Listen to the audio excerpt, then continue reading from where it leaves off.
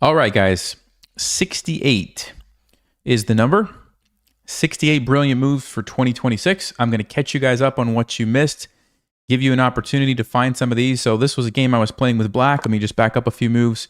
So I am, actually, this one's interesting. I'll show you earlier. So I am going on the offensive here. I've got the two half-open files. I'm lined up here. The castle, the queen comes over, and I decided to sacrifice the bishop by just leaving it there and bringing another piece over. Okay. Why would I do that? Well, because after they take me, my knight gets to jump in. And look at this e3 square. I've got these three pieces attacking it. They only have two defenders. Not to mention, I have a checkmate threat over here if this ever moves. I've got both rooks in position. My knight, like all of my pieces are in the attack, okay? They played g3. I captured here. I captured with the rook.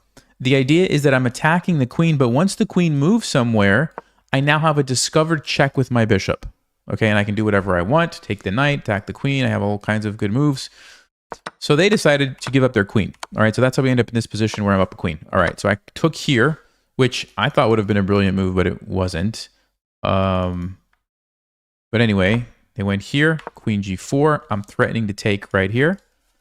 They throw in a check. I move. The rook comes up. Rook comes over. I capture. They played rook f1. Black to play. What's the move here? What's the brilliant move? What's up, Rob? Hey, Ryan. How you guys doing? All right, if you had a chance to look at that. So what's going on? Well, this is a little bit annoying. There is a knight here, which is about to move somewhere. Maybe it's going to go here with a double check and win my queen. Maybe it's going to take my bishop, right? And because of that, there's not like an easy way to get away from that. And so the simplest thing, give up the queen to capture the rook. We also get to take the bishop with check, and we simplify into a winning endgame. I have a rook, a knight, and a bishop against the rook and the knight, and because this is check, I have time to save my bishop. Now, apparently I needed to go here. I ended up winning this game anyway, I think. Yeah, I did. But anyway, that was the brilliant move. Sack the queen just to save the bishop. I don't know what the difference is here. Okay. Let's go to the next one. So this is another game I was playing with black.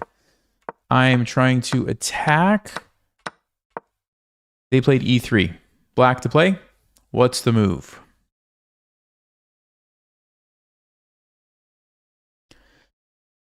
All right, so whenever you're attacking the king like this, probably one of the easiest things to think about is just giving up a knight for 2 pawns.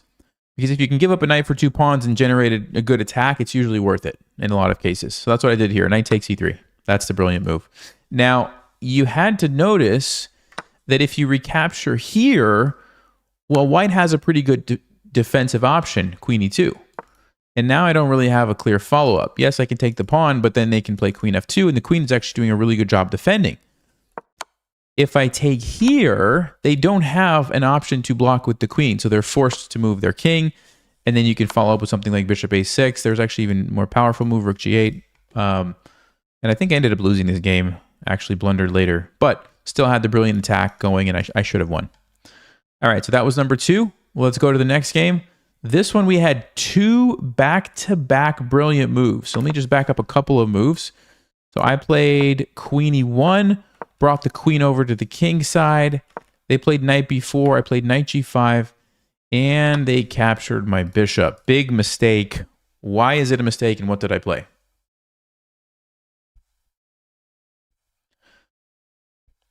Okay, so what's going on? Well, I'm threatening checkmate on h7 with these pieces. The problem is it's defended by the knight. Black removes one of those, but I still have my knight supporting my queen, right? If only I could go there. Well, the knight's in the way, so you could probably figure it out. Sack the rook. Sack the rook, because if they take me back, checkmate. Right? Now, they didn't take me back. They played h6. So now, what was the second brilliant move?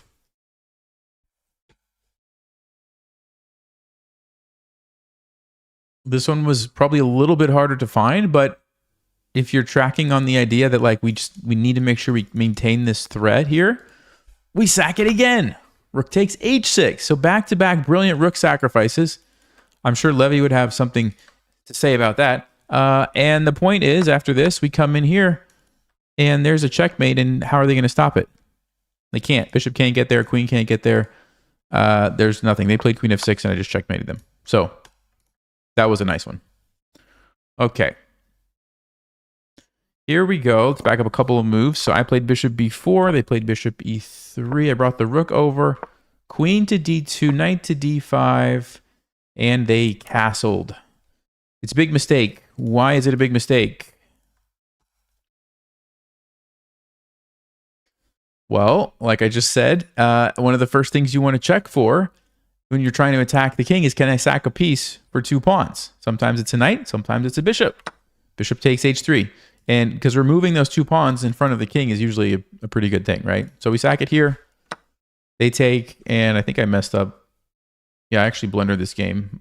Supposed to actually just take the pawn. For some reason, I tried to get fancy, and then I think I ended up blundering. Yeah, I blundered. I just blundered this fork. I forgot that I was about to get forked by the bishop and ended up losing the game, even though I had a winning position before that. All right, let's keep going. I have a few more to show you guys, and then we'll start playing some games. So right here, let's see. Bishop g5, they castled. Oh, this is a good one. This is a good one. What's the move for white? Brilliant move for white here.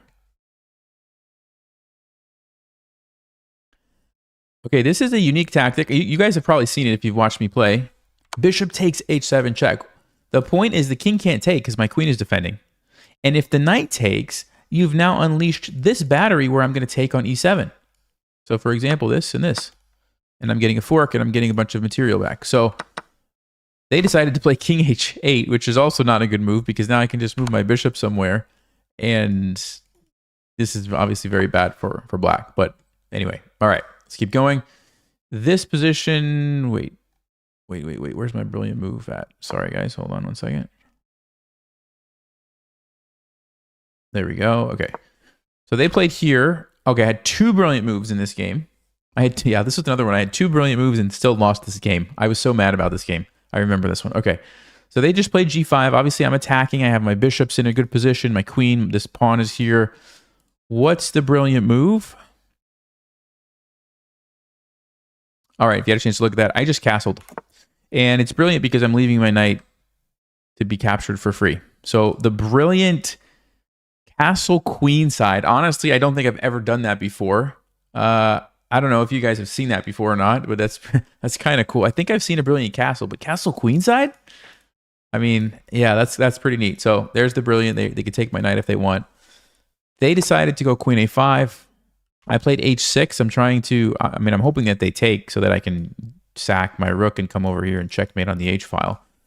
They played bishop h8. And now I had another brilliant move right here. White to play. What is it?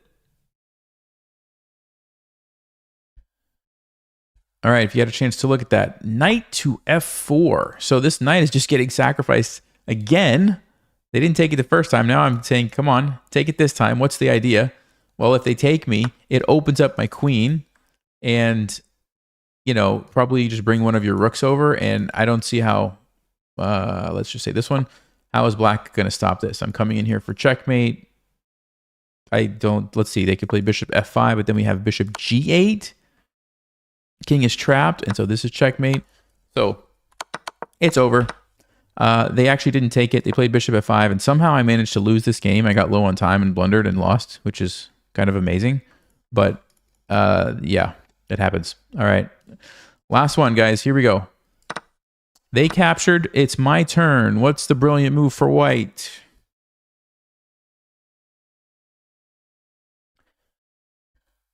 Okay. If you had a chance to look at that. So the pawn looks like it's defended by the queen, but actually no, we take it anyway. Because if the queen were to take, bishop c4 pins it, and we win the queen. So there you go, knight takes d5. Brilliant. So those were the brilliant moves from since last time I've streamed. So we're up to 68, I think, if I didn't miscount. And here we go. Time to play some games. Let's see what we can do today. Playing against a 2443. Okay, looks like we're going to see a Caro-Kann. Now, I do like playing against the Caro-Kann. Let's see what they know about the von Hennig Gambit. The fact that they're pausing is a good sign. It's a good sign for us. Okay, they go with bishop f5, which is fine. We just go f3, trying to open up the f file. Very good. Castle. They're going to play e6, and we've played this position many times. You guys have seen it. Okay, here we go. Here we go. Getting ready to sacrifice the bishop. All right. Now, Stockfish doesn't like this move, but practically, we get a nice attack. Black has to be very careful defending.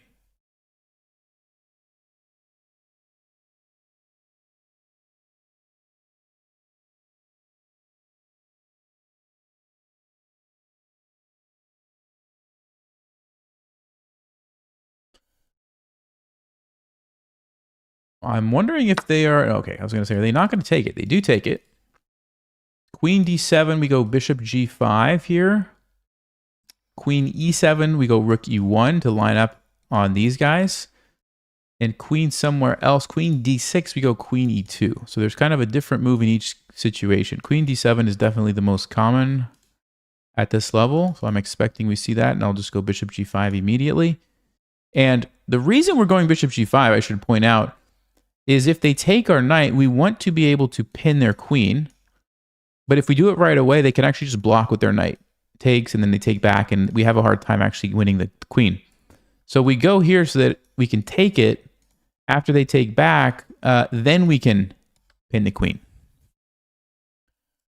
So queen d7, bishop g5, takes, rook e1. Now, that's actually an okay line for black if they want to give up the queen. They could do that, take here, sack the queen for the rook, and play on.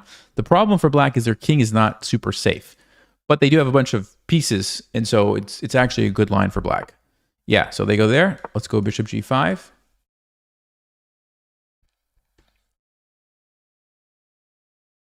And see if they're going to go for that, or, you know, you can try to move your king. You can play bishop e7 is a mistake that a lot of people make.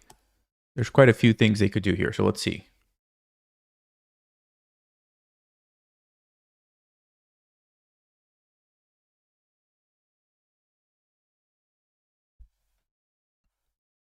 And you have to remember, like 10-minute games are actually on the faster side, right? Like compared to when you go to a tournament, over the board tournament, you've got like 2 hours or 3 hours or whatever for the game. This is pretty quick. 10 minutes is pretty quick. So, you know, these types of lines that are not necessarily sound, but are very tricky are actually really good for 10-minute games.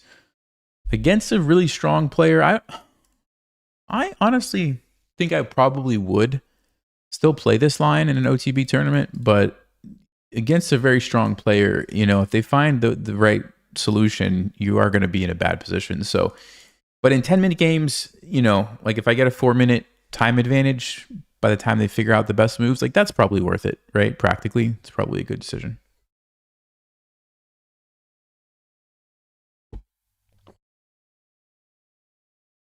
Why is bishop e7 a mistake? Bishop e7 is a mistake because you allow the g7 pawn to get captured with check, and then you have a problem with your knight because the pawn's defending the knight. So they have to try to defend with like king f7.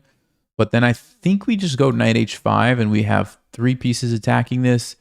They can't move it because it's pinned. They can take you, but then your queen comes into the attack, and it's like it's a forced win for us. So yeah, bishop e7 I think just loses immediately. They have to go... What's the best move here? I think actually giving up the queen is maybe the top engine line. And then I think, yeah, I was going to say, I think king f7 is the next one. So these are the 2 good moves. So they did find the best move, or one of the best moves, I think. Now, I'm trying to remember. I always get confused here. I feel like d5 in some of these cases is good. Is it right here?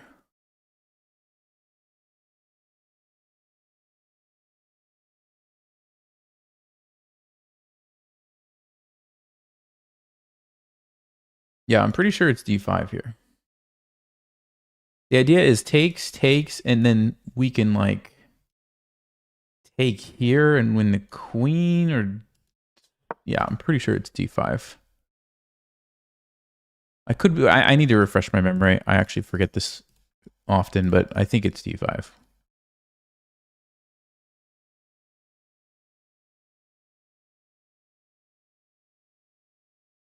There's also some lines where you like sack here and like try to attack, but I don't think we're quite ready yet. Maybe now that the pawn is supporting the knight, now might be a good time. If they take, I think I'm going to go knight to d5. So this is pinned. You could take with the queen. We don't have a fork because there's a fork for them. But we do have this move. And, okay, so they're not going to do it. They play knight a6. Okay, so now is when I have to think. Sacking here, if the king takes, we're happy. But if the bishop takes, I don't think we have anything. Takes. Yeah, probably not. Queen f3. Actually, queen f3 is annoying, right? Because if you, how do you defend this? If you go bishop e7, then I could sack. And then I take and I'm coming in here. So queen f3, you could try queen e7, but then I bring the other rook. That doesn't look very good for black. So what's their response against this?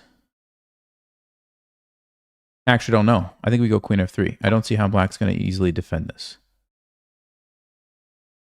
Like I said, bishop e7 looks like knight takes g7 then is really good for us.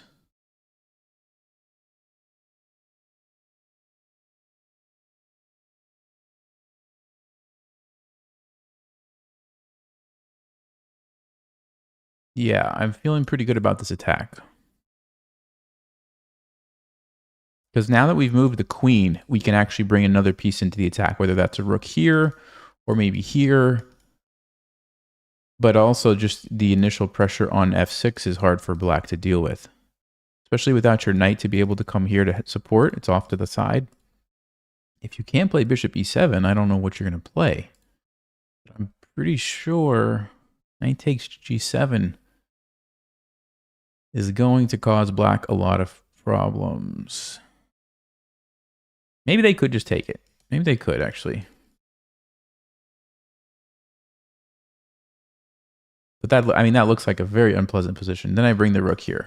You know, your king is blocking your rook. Like, I don't know how they're going to survive that. I really don't know how they're going to survive. We're threatening rook e7. Yeah, they're having a hard time figuring it out too, so.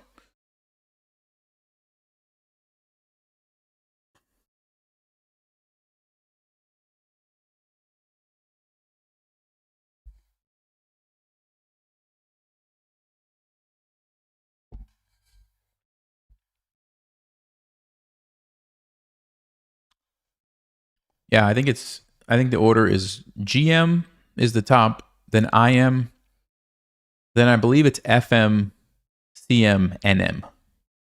NM is the lowest. That's me. I'm a measly NM.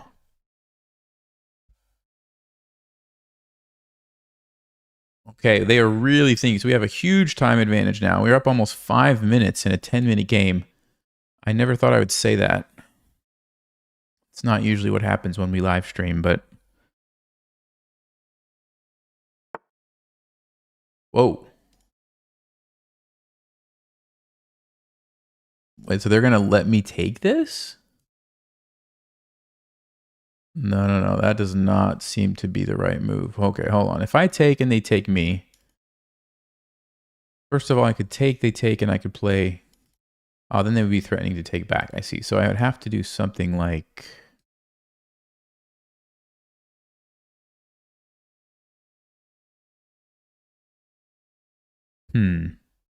The other alternative is I take the bishop. Let's just say they take, then I take. No, see, then they hide. Yeah, then they get exactly what they want. So we definitely don't want to take the bishop. That's a blunder. Okay, what about this? That might be okay. So taking on g7 might be acceptable. Or just taking right away, and they're going to take me back. I'm going to take them, they take, and I play... Ah, yeah, what I could actually do is do that and then just move my queen. Let's say queen h3. We pin the queen.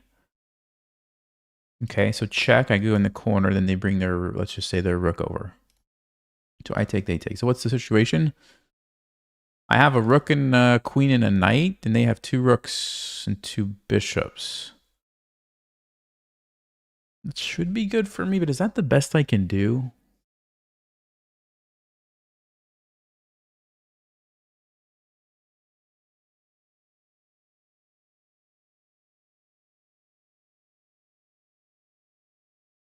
Oh, actually, no. You know what? I just take the knight, I take back, and then I just move my bishop. And I won a piece. I win back my sacked piece, and I keep my good position. That's all I have to do. And of course, if they take me, I take them, they lose. Yeah, no, that's it. Yeah, it's actually easier than I thought it was. So we just take here. We take here. And then I don't play rook e1. Just move my bishop. Move my bishop. They're going to go back. Let's just say, but that's fine. I have a bishop and a knight. They have two bishops. I have a queen and two rooks. Yeah. There you go. Now the question is, do I want my bishop to be on d4 or h4 or g5? Or d8? Because if I go to d8, oh, bishop d8, you can't block. I mean, you can't go here because the rook is blocked. So bishop d8 would actually force you to go to e8 with your king. And then I could pin the queen. You take, no, you can't take. Oh yeah, that's it, guys. That's it. So king e8 now, and then rook e1. And bishop c5, I just move. That's it. Oh, they could do that and try to play. Okay, but still, this must be winning for me, right? So let's see, how do we do this?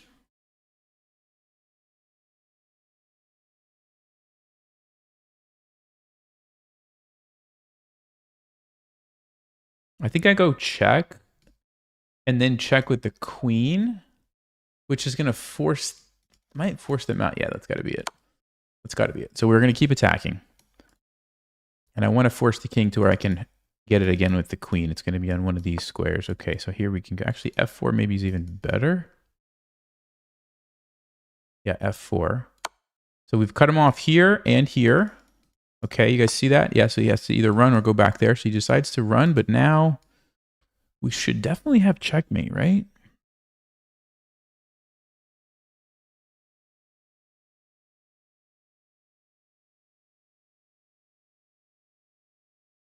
I think it's knight a4. I'm just thinking if I want to throw in this first for any reason. No, this still looks like the right move.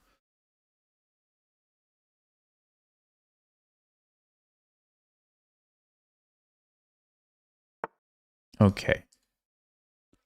Where is the checkmate? Queen d4?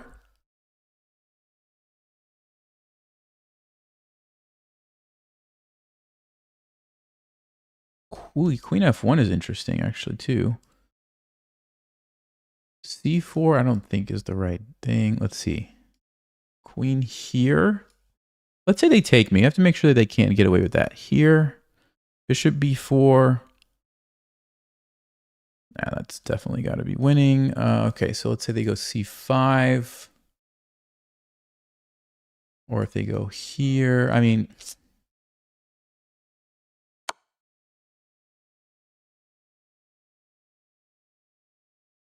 this has got to be winning, right? Like, I don't actually see it, but I'm just going with my instincts that, like, there's no way you can take this knight and survive. There's just no way.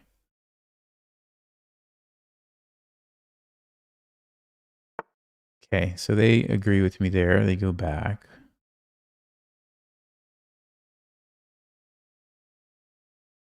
So what's the, let's see, check. Then they can trade. Maybe I bring the rook up first. Let's see, queen c7 and try to get my rook to d7. I could go rook to d7 right away.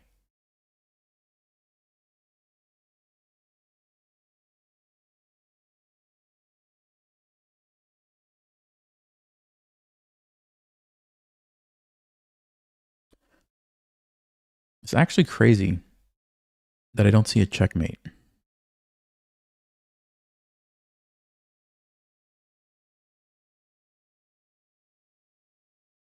I think I'm going to go here. It just feels like it brings another piece closer to the action, Gives me the idea of queen c7.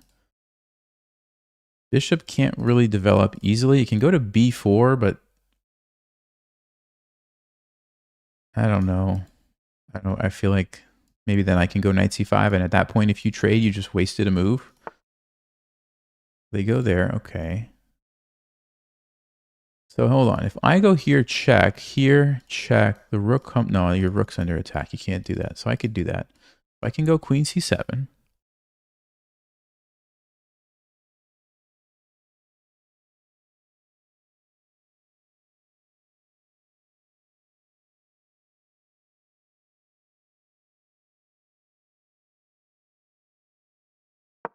Yeah, let's go there. I don't see anything scary happening after this, so I think we can do this.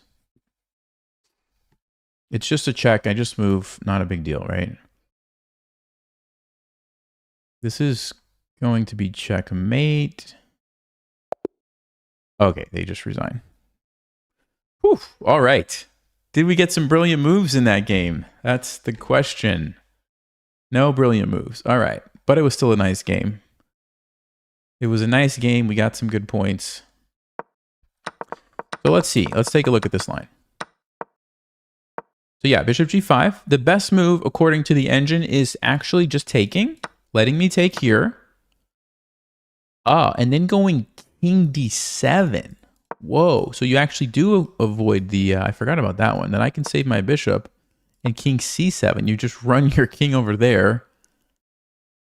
And if I check, you can always block. Yeah. So now I can play d5. You move. Rook f4. Wow, this is wild stuff. Okay. Anyway, so that's the stockfish line. Or just taking back and letting me pin it is also acceptable to stockfish. And black has a small advantage because they have so many pieces, right? If you look, they have actually 2 bishops and a rook for a queen, which is good. Now, the bad thing is their king is a little bit exposed, but bishops are strong, so 2 bishops and a rook. Okay, but they played king f7, which second engine move. d5 is also good. Yeah, d5 is the move. d5 is definitely the move. Cool. I don't know why it's giving it that symbol, but whatever. He blunders. Okay, queen f3 is close, but I'm supposed to actually take it right away. Why is that? And sack. Man, see, I missed an opportunity. This would have been the brilliant move we were looking for right here. Rook takes f6. I feel like this is what I always forget. Queen f3 check. And if you try to run, what's the move that I always... Rook e1. And if you try to run, queen f4 check. Oh, and you have to go back in front. And then I can go d6. What is this? Knight takes f8. What is this? Oh, it's check. Yeah, you can't take me, so you have to move. Wow. Wow, that's awful for black. Okay. Okay. Checkmate. Wow. All right, I got to remember this, guys. I keep forgetting this. I have to remember this. So we sack it. They go queen d7. We go bishop g5. King f7. We play d5. And if they play some random move, my big threat is to take and sack. And then we go queen f3. And they have to, let's see, if they do this, what do we do? Knight e4 check, and then we take the bishop. Okay. And otherwise, the rook comes over, and they cannot survive this position. That's what it comes down to. Oof. Okay. Why was king g8 bad over king e8? Oh, back in the game you're talking about? Yeah, I'll show you that. So in the game I played here, they messed up, allowed me to take. Yeah, bishop d8 was the best move. Okay. And the reason you can't go to g8 is because I blocked off the rook from defending this bishop. So now this battery is just checkmate. So that's why bishop d8 was such a good move. It forces the king to run back towards the middle. Or Stockfish says you can just give up a piece here, but either way, it's bad news. So they go here, they get pinned. And yeah, I mean, this is winning. I played everything right. Okay, Stockfish would have gone rook d7 immediately. Ah, because now it's threatening this. I see that. Yeah, so even if they check me, I just move. And they don't really have any way to deal with this threat. And it's over. All right, nice start. Nice start. Let's go. Yeah, so streaming schedule is usually going to be Wednesday afternoons, and I've been trying to do Saturday nights. Okay, I'm going to play it. And this is a strong player, but I'm going to do it anyway. I'm going to play my E5, D5 shenanigans and see what they do about it. It was a FIDE Master, 25-13 from Brazil. They haven't beat me. I've beaten them 3 times. That's interesting. Okay, we'll do a queen trade against this person. It's kind of boring, but against a very strong player, you know, this is one of the ways you can beat him. Okay, against this, I think we can just pin that knight. Yes, and I think we can just take it. Actually, do I want to take it? Hold on. Yeah, it's fine. We'll take it. I'm going to put my bishop on e6 here. Hold on. Let me think about this. I just don't want him to push and cause me problems, but I guess I can always push by. So maybe that's not a big deal. Maybe I should just play knight c6, just develop the pieces here.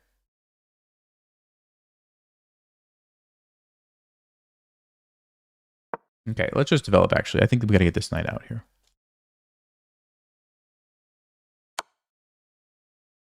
Okay, maybe we just move.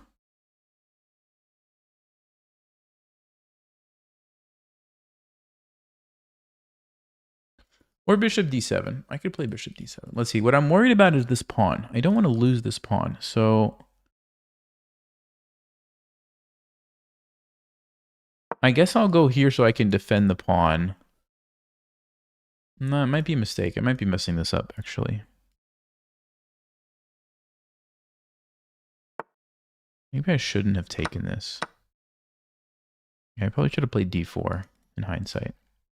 Okay, it's all right. It's too late now. So he wants this. He wants this.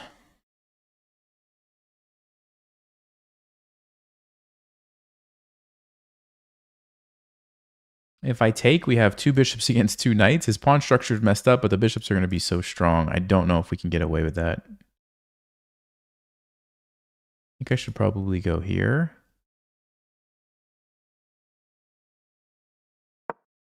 So that if this happens, we can have time to chase it away without it capturing our pawn. And what I need to do now is get my knight out, bring this rook over, trade him off, and we should be in good shape. Actually, maybe even just go here and here. Put pressure on this pawn with my knights. That might be a good decision. He's probably going to go bishop b5, and I'm going to go here. Bishop c4, interesting.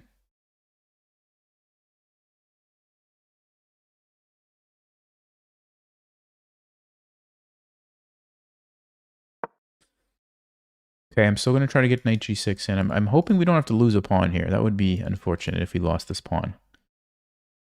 The problem I'm going to have, though, is my king is in the center. Oh, I didn't see he's attacking this. Uh-oh, I have to defend this. I am going to lose the pawn.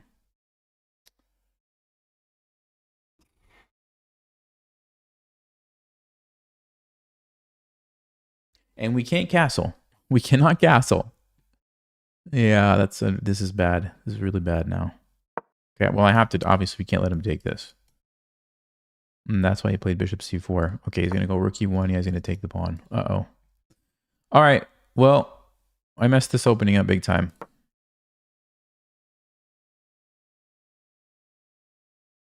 Let's see if we can hold on. Because this pawn might be kind of weak. Let's see. Let's trade off this. Okay, and I need to get this rook into the game. So I think I'm going to go king here and bring the rook. Let me do that.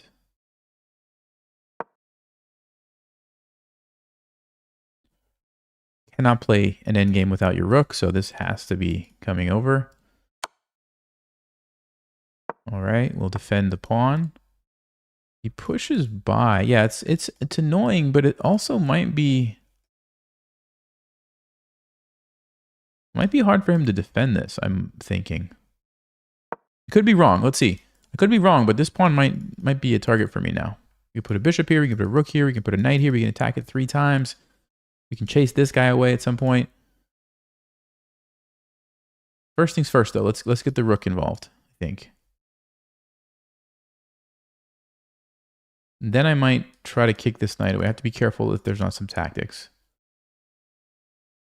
But also maybe try to bring the rook up where it can attack it from this way. Let's see what he's going to do first. B4. Okay, he wants to go here. First, let's start with the check. Okay, so A6, B6.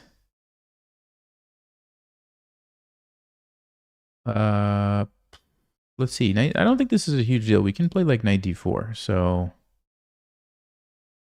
should I go here to put pressure on the pawn?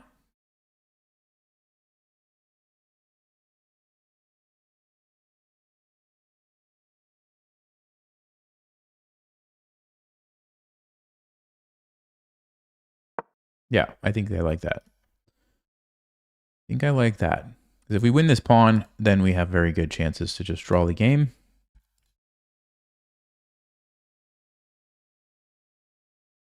And even though it's an annoying pawn, it's not going to be easy to push forward. It's blockaded very nicely by the knight. He doesn't have an easy way to get rid of that knight.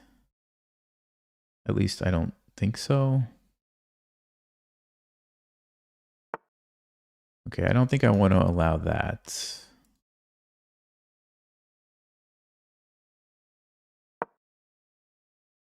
We'll stop it. Okay, so this is a good trick, guys. If somebody is like trying to force the issue, you can always go here. And you can en passant, even though they have like mega support on this square, it doesn't matter. You en passant, you take the pawn. Okay, very practical little trick. Of course, we can defend that if we need to here. Although that makes this weak. So this is a weakness by me doing this, but it does solve the problem initially. Okay, I was going to jump in to the center. So now we're threatening... Oh, does he have... Oh, no. No. I'm okay. I'm okay. I'm attacking here.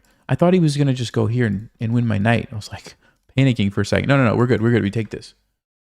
Just take his pawn.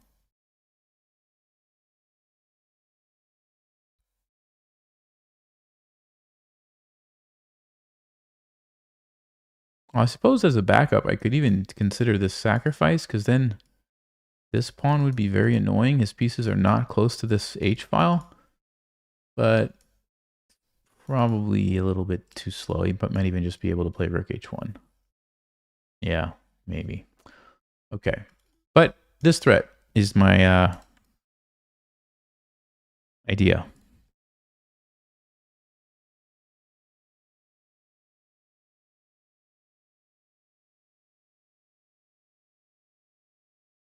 Also, now, actually, I'm threatening to play b6. And once his knight moves, we're really close to taking this pawn. 2 defenders, 2 attackers. We could play like rook here and get ready to take it. So what's he going to do now?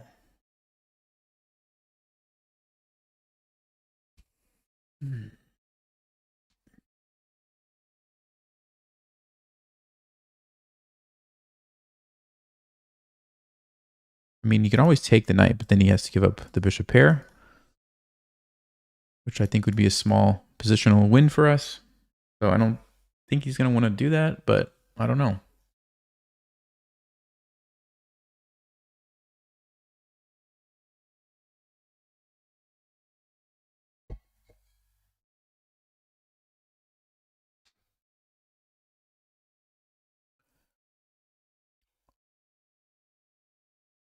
Okay, and for the second game in a row, we have a time advantage.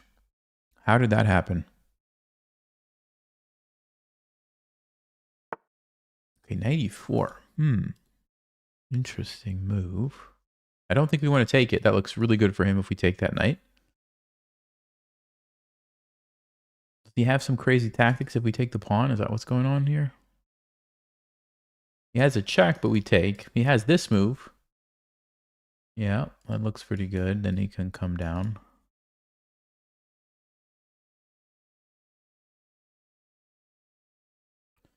Okay. Interesting. So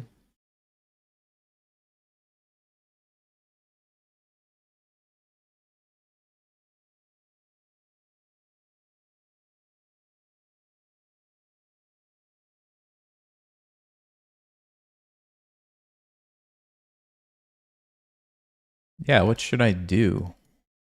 I think we have to get this knight untrapped, because if the knight gets trapped, we're in trouble. So maybe like c6. Gotta be careful with these dark squares, but I think we have to do something like this. Knight d5, we can't do it because our knight.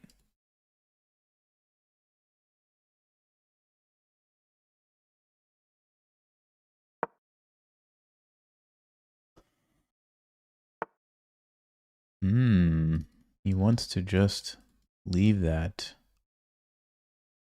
That's very annoying, actually. Very, very annoying for me.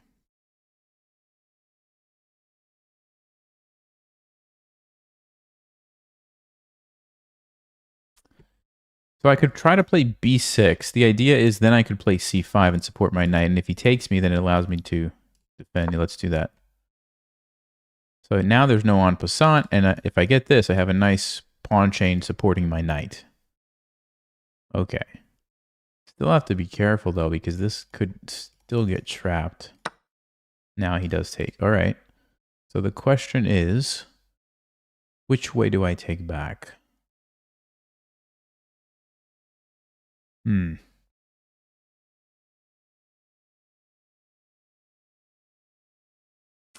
This way, and then try to route the knight to d5. This way, just to keep the knight there, but I'm afraid the knight's going to get trapped. Maybe I don't need to worry about that so much. Okay, let's take this way. That's en passant. He's giving me this pawn. He wants to try to like push, but I'm going to just go here and take it. All right, let's go. Let's go. So we won a pawn.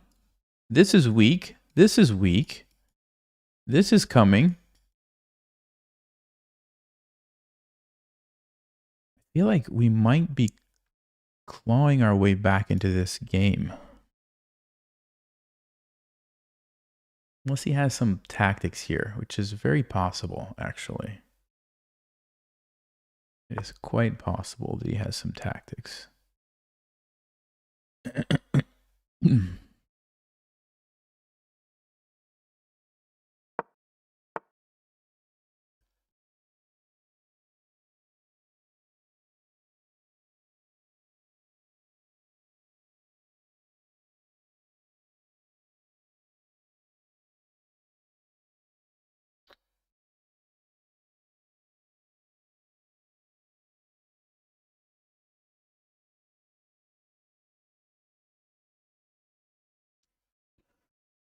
Oh, I don't know what to do, guys. I do not know what to do.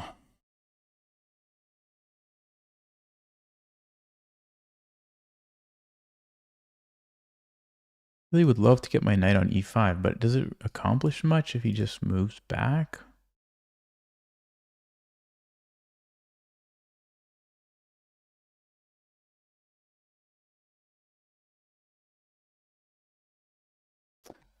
All right, we got to make a decision here. Maybe I just take and go here to get rid of that annoying bishop. All right, let's do that.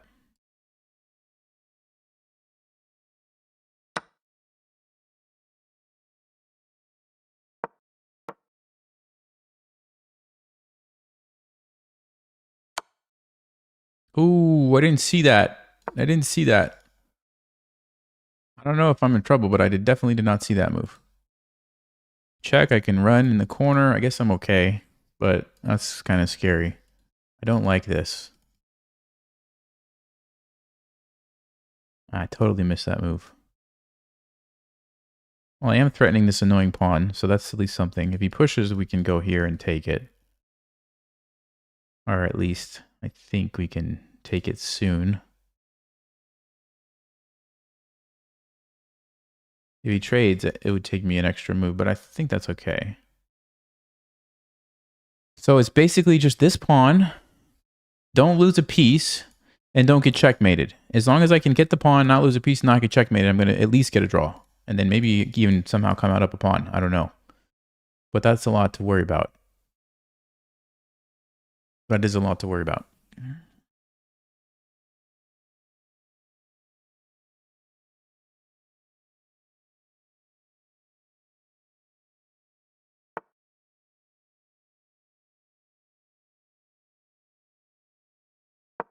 Okay, I think we have to go here. If he takes me, I just take back. Technically, I don't have to, but I think I would. Bishop b5, we have bishop c6. He wants to do this. Ooh.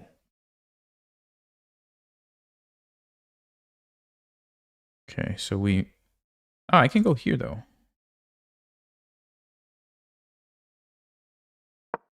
It's the rook, and now we take the pawn. Even though we lose this, it's probably going to be a draw, right?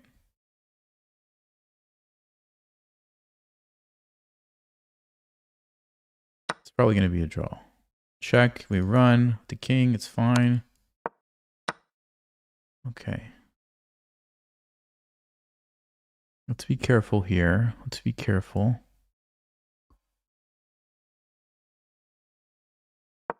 Okay, there's no fork because I take it. And if he trades, my king gets away from the fork. So I think we're good.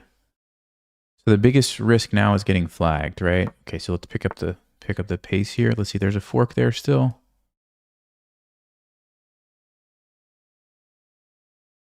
Oh, that's an annoying move, isn't it?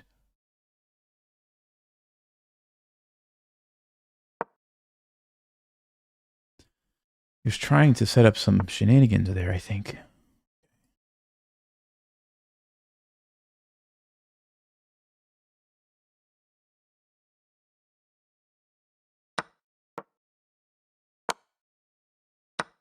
Oh, I got forked anyway? Are you kidding me? How did that even happen? Oh. Guys, that makes me so mad. All right. Now we gotta pray for a miracle now and mess this all up. Man.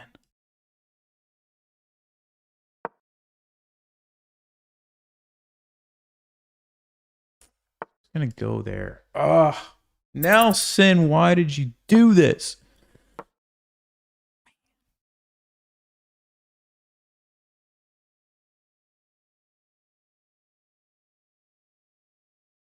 Actually, maybe I go. Oh, he stops that. Look at this guy. Look at this guy.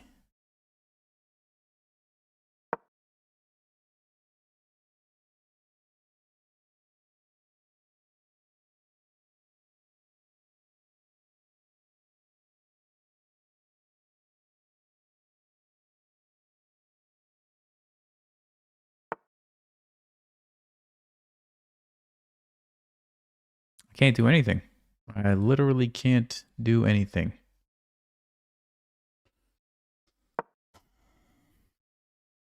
Yeah, I blundered the fork. I said to myself, don't get forked, and then I got forked. Man. That makes me really sad. Okay, let's go here.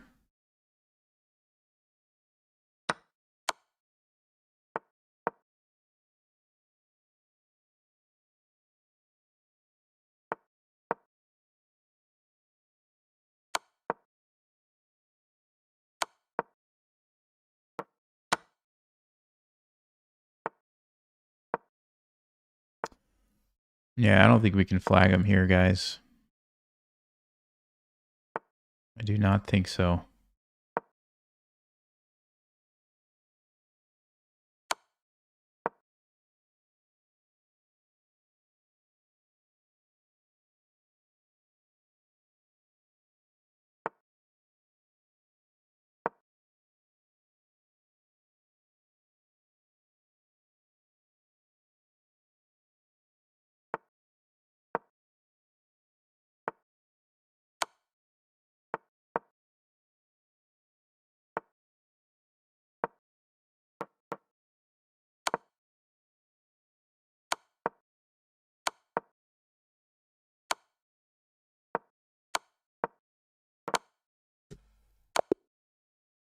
So close. We were so close. Why did I get forked? Why? Why did I do that? I had a draw. I totally had a draw, man. All right, let's see. Let's see. Yep, took the pawn. We ran. Bishop, fine, fine. Wait, even here I'm fine? What did I do wrong? Oh. As long as I go here and take back, yes, he's going to take my bishop, but now I get the pawn and it's a draw. Or most likely a draw. I'm going to be able to push my pawn and use my knight to help. That's all I had to see.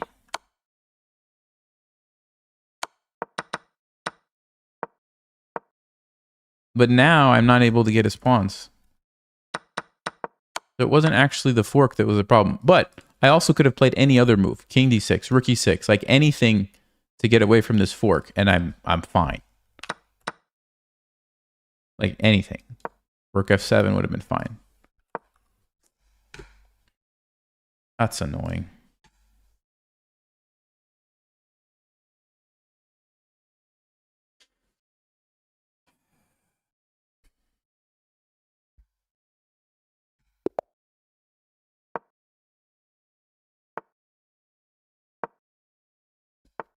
All right, we got to play the Ponziani.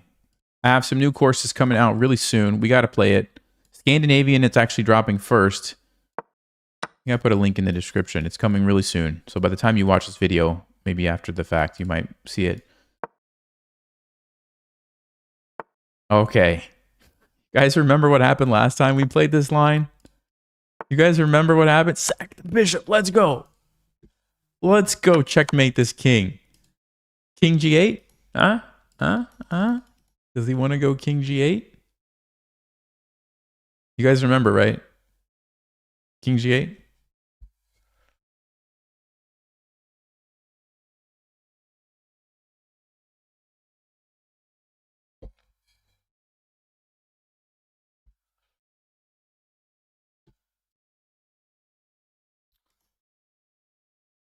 I discovered this line when I was preparing for my Ponziani course. Because I used to recommend queen b3. And then I was like, I wish there was something more aggressive. And I'm like, but bishop c4 doesn't work. And then I was like, wait a second. Bishop takes f7 actually is really interesting. And it's much trickier than a lot of people realize. So last time you guys remember we played h6? Remember that?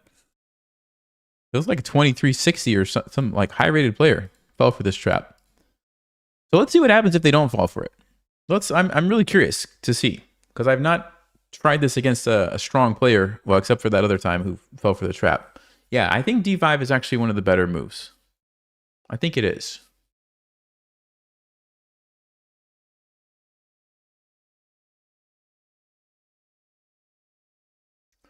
So let's think about how we're going to keep... Now, the nice thing about this is he can't castle. Okay, so we know that the king's not going to be able to like zip over here or zip over here. Well, let's just calculate a few things. What about, for example, queen f3? What's our idea? Well, checkmate. If you're playing as black, how do you stop checkmate? I guess you have to move your queen. So you have two options, right? If you go to e7, you've blocked your bishop. It's kind of awkward. I mean, both of them are actually kind of awkward. d7, I think we could push.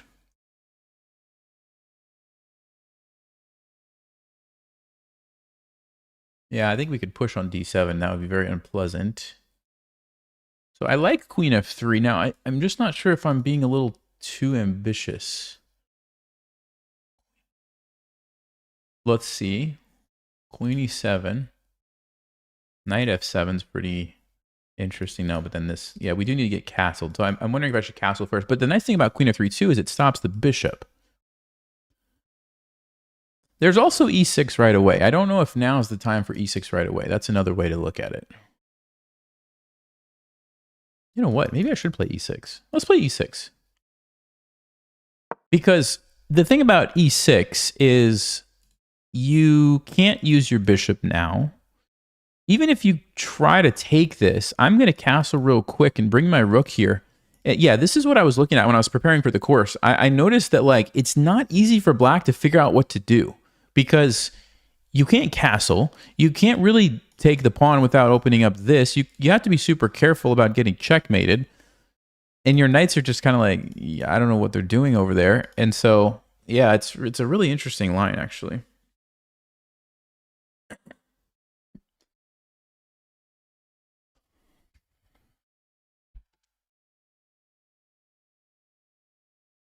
Yeah, so Steven got first dibs on looking at the lines because he was editing the videos. But he said he was having a good time playing the lines from the courses. So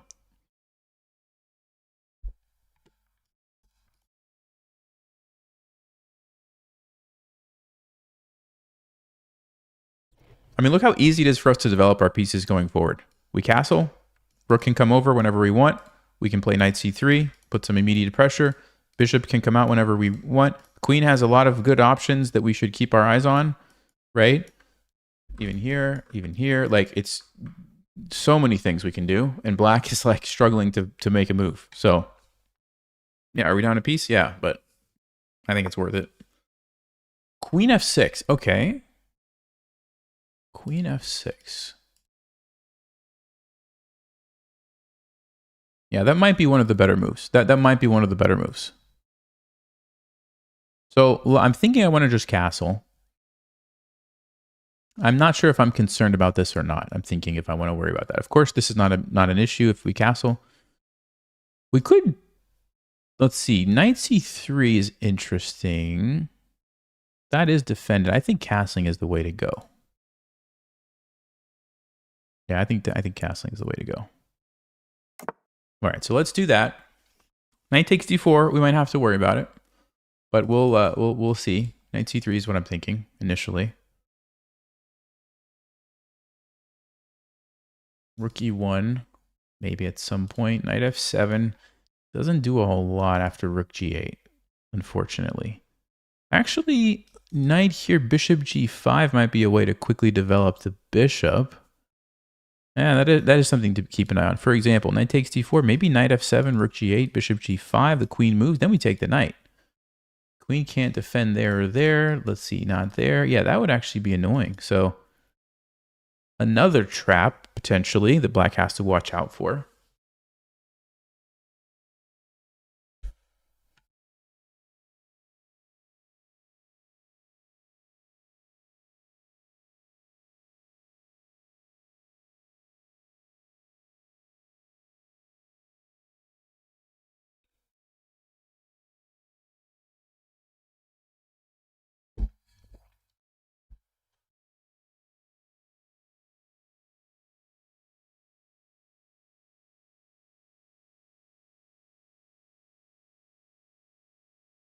This one is actually very similar to the gambit, the Von Henning gambit against the Caro-Kann, where you sack the bishop to open up the king.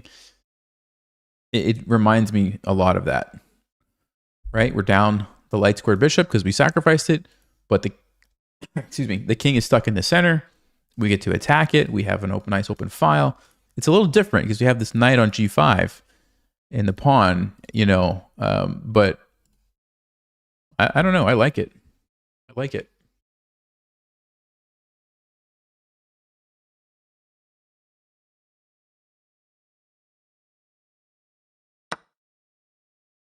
Okay.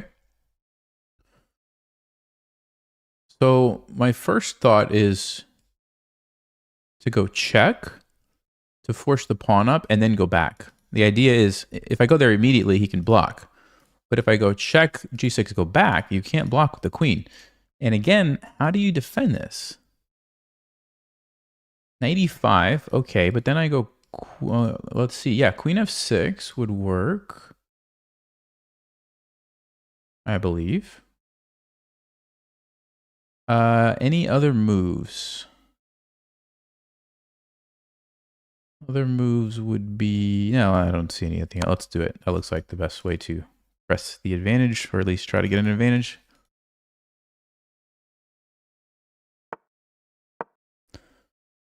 Knight e5, I think queen f6 might be strong because you have to play rook g8. Oh! Oh, there's such a cool line. Knight e5, queen f6. Rook g8, there's such a cool line. Oh, I hope we see this one. I hope we see this one. I really hope we see this one. I don't know if you guys see it or not. Go ahead, work on your calculation. After knight here, queen f6, rook g8. Look for a really cool move for white. That would be so beautiful. So, okay, if he doesn't do that, though, what is he going to do?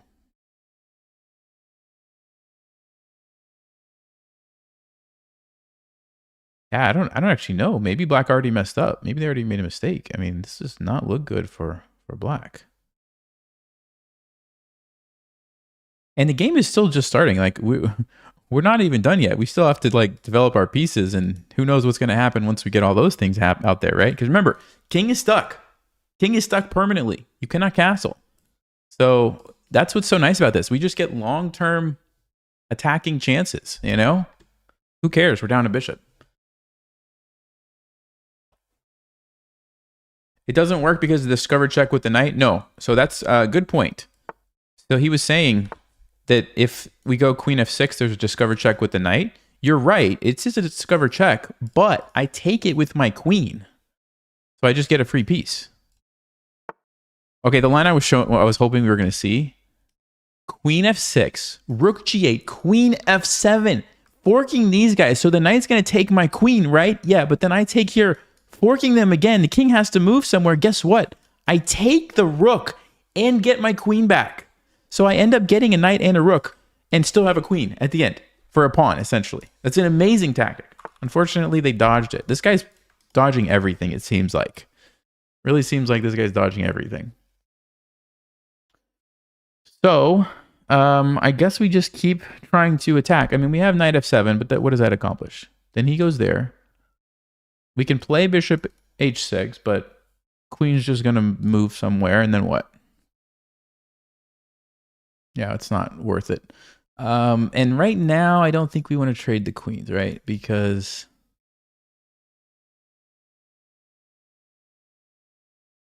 I don't think we're quite ready. So maybe rook e1.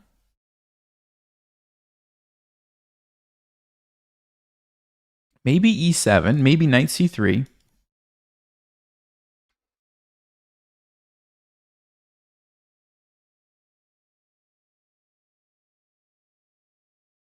The reason I'm thinking about e7 is because I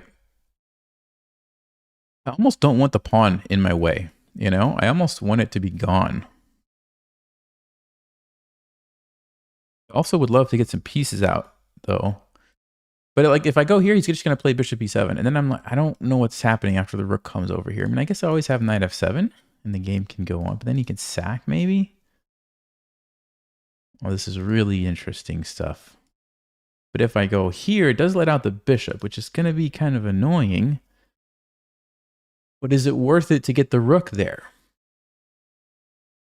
Alternatively, I just play knight c3, and on bishop e7, I just take this pawn. But then we have to trade. I don't want to trade too much, although that might be worth it. You could also play knight b5 and try to sneak in over here. That's kind of another annoying threat. Okay, I'm going to go knight c3. I think we need more pieces. This will be really interesting to check with Stockfish, though, because there's a lot of ways we can do this. e7, rook e1.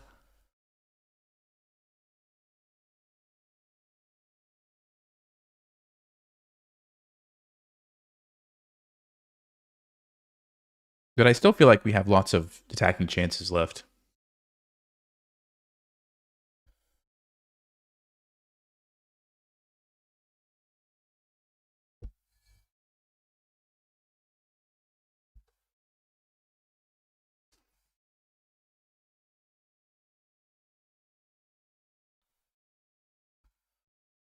What cheat code did you enter to keep getting the time advantages?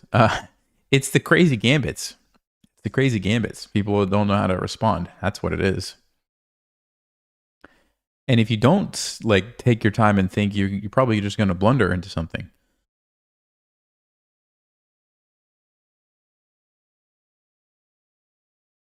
So yeah, the new course, Scandinavian and Ponziani, are coming out. This is one of the lines from the Ponziani. I don't think there's any other courses out there that teach this kind of line, though. This is like Chess Vibes special. They're going to have to make a decision soon. I'm going to guess they're going to play bishop e7. So let me just, yeah, they do. Okay, so I think we're just going to take this. Now, knight b5, though, is also really good. This one, we get a pawn and opens up the d file, so I like that. But I don't like that it allows black to trade this knight that's not doing anything for my knight, which was going to be a strong attacking piece. So that is what leads me to believe knight b5 should be the best move.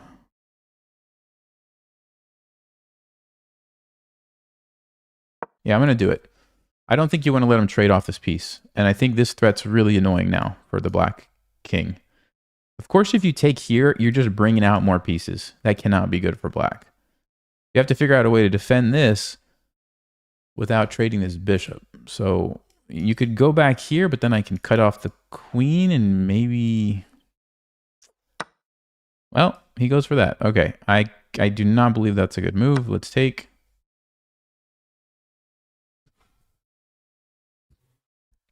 So he's got to watch out for this. He's got to watch out for this. You don't want to take this because of the rooks coming over. But he goes with rook f8. Okay. I'm thinking just queen g3. Hit this again. Yep, and I'll go ahead and do it quickly. Keep the time pressure going.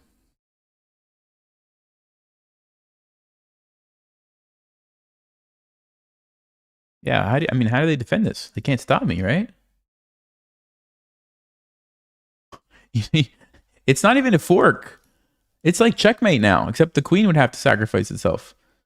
This is a big deal. I think this guy is done. Even if you somehow could defend, I could also just... Oh yeah, he just goes for that, but I mean, that's not good either. So let's think about this. Rook e1 or take on c7?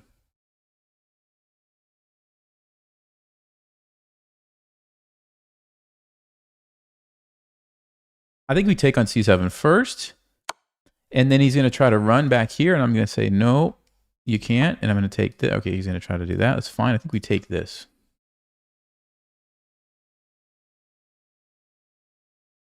Alternatively,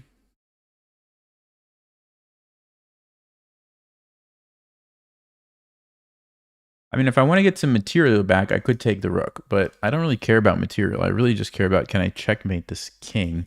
Knight b5 again. How do you stop this? I'm going to go for that. Actually, I have this, but if he plays, let's just say knight c4 to stop that, I also have this. Oh, that's a good move. I didn't see that. I didn't see that. Okay.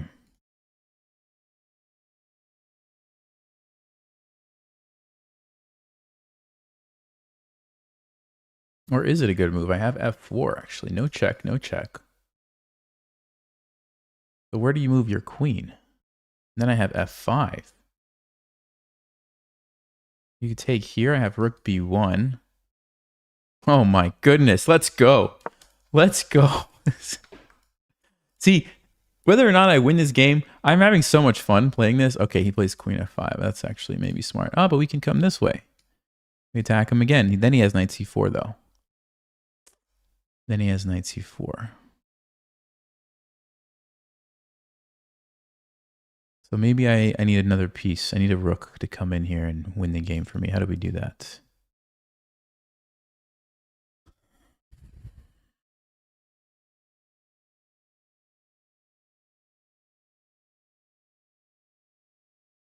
Actually, hold on. I have some ideas here, guys. Let me go here. Then I'm going to bring my queen here.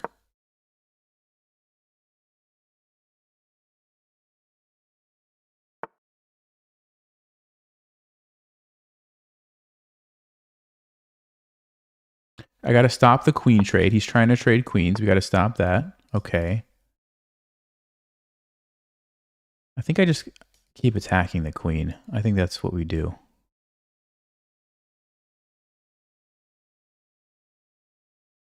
Wow, there's some crazy... I don't think that's good, but there's some crazy tactics here potentially. Let me just keep attacking the queen. Okay.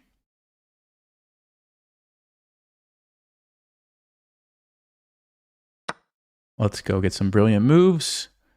Let's get some brilliant moves. Let's get some brilliant checkmates. Let's go. Oh, that's not checkmate. I thought this was checkmate. Hold on. This is checkmate. This is checkmate, right? Yes, this is checkmate. Bishop cuts off this. There we go.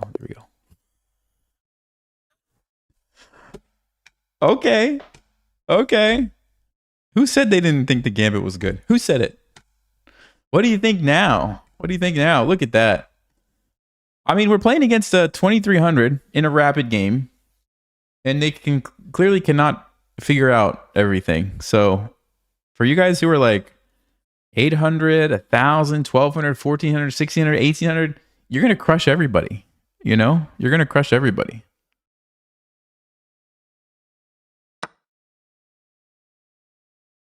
Rook takes c4 was brilliant. Got to update the counter. And I really am curious, did they play the best defensive moves earlier or not? Yeah, they played the best move. They played the best move. They played a decent move, but not the best move. Okay. Best move. They played the best move. Oh, this is what I'm going to show you guys. Check this out. Knight e5. Queen f6. You can't go here like someone said because I just take it. Okay. So if you go rook g8, look at this. Queen f7. Sack the queen. Get the queen back. Take all the pieces in the process. That is so nice. Okay, so they found the best move again here. Queen g7. I did too. Knight c3. And that was a mistake. That was a mistake. And guess what? Knight b5 was the best move. So this is really instructive, right? Like, you almost would think, okay, this must be better because you take a pawn and you still threaten the fork. But no, now you allow them, like I said, to trade that knight. And this knight is doing absolutely nothing for black. Like, it's just sitting there. So to trade it off for my knight, which could potentially be a very strong attacking piece like it was in the game, doesn't make sense. Okay, so they played this, which is a losing move. Like, I thought that had to be bad. Like, you're just bringing out my bishop. You're opening up my rooks. Like, there's no way that could be good. The best move was rook f8.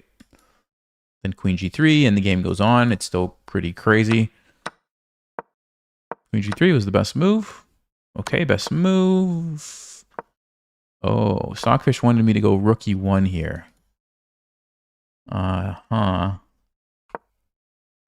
They played the best move. This person played a lot of best moves, by the way. A lot of them. So, like, even against somebody who is finding almost all of the best moves, we still got into this crazy position, and then we won. Yeah, and there's checkmate now. I mean, yeah, if you're trying to beat Magnus Carlsen in the World Championship, don't play it. But for everybody else, it's pretty good. Okay. Okay, so let's see if we get a chance to play the Scandinavian. I will play it. Okay, so the Scandinavian course is coming out first. Then Ponziani will be shortly after that. And it's a, I don't want to say mini course because that makes it sound like it doesn't have enough information. But it's like a abbreviated course so that you can start playing quickly. Because there's a lot of courses out there that are just like way too long in my opinion. So that's the thing. Now, against d4, I like to play what's called the Portuguese variation. Yep. And when they do this, we just go back. And I've said this before if you've watched me stream. The point is they've created some weaknesses. So here we play e6. And I need to think about this for a second. Yeah. So, okay. I'm pretty sure the move is knight c6. Which seems crazy, right? Like, what are we doing?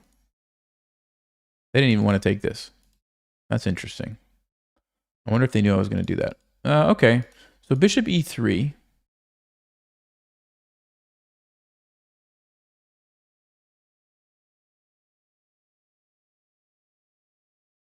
Yeah, let's think. So we could, a lot of times what you want to do is go for knight b4 in these types of positions.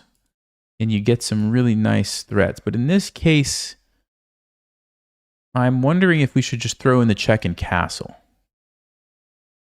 If you're curious what happens if they would have taken me, by the way, I talk about that in the course. It's actually one of the main features of the course, so you can learn about that. But in this case, I'm thinking maybe we just go with bishop b4 and castle, since they didn't take it.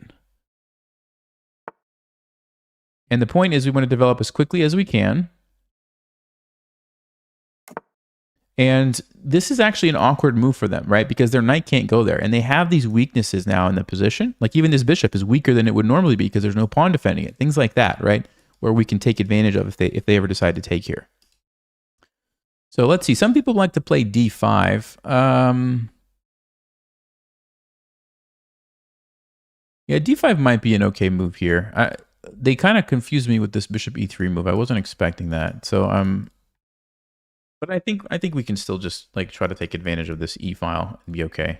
On d5, I will have to think though. I will have to think a little bit. Do I want to? Okay, g4. No, this. Hold on. First thing that's going through my mind is like, what happens if I sack this? They take. I come out with a queen. They do have bishop f2, which is a little bit annoying.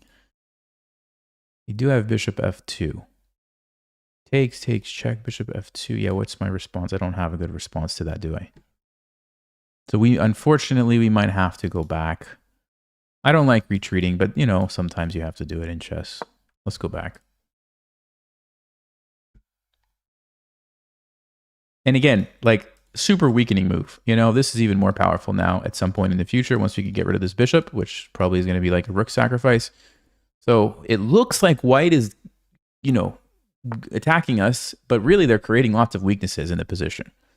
We just have to figure out a way to take advantage of those. All right, that's what it comes down to. So I'm thinking the move is going to be rook e8.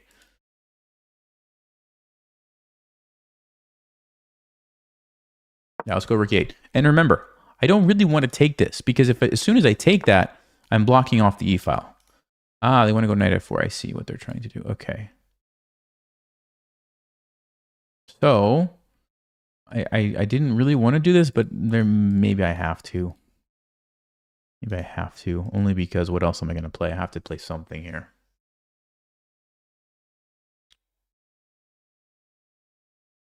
Yeah, okay. Unfortunately, we have to take it. They're going to get the bishop, but I couldn't really stop it.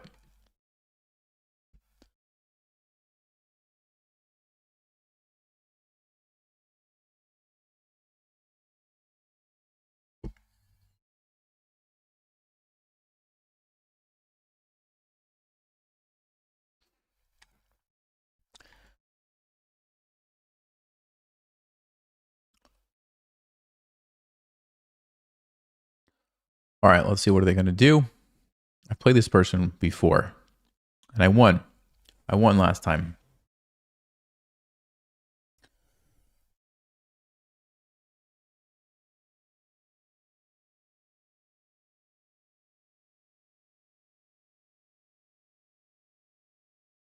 I thought they were going to be happy to take this bishop. I thought that's what they were going for, but maybe not. Maybe they wanted bishop d3 or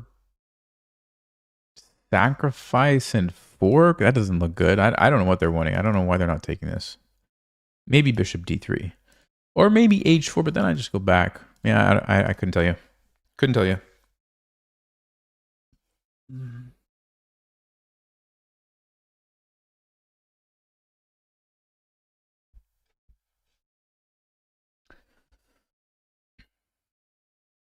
Yeah, that's a really good question, Wadi. Yeah, there's 2 courses now. There's more in the works. Just to be completely honest with you, we may at some point do like a membership where you get access to everything, but it's not live yet.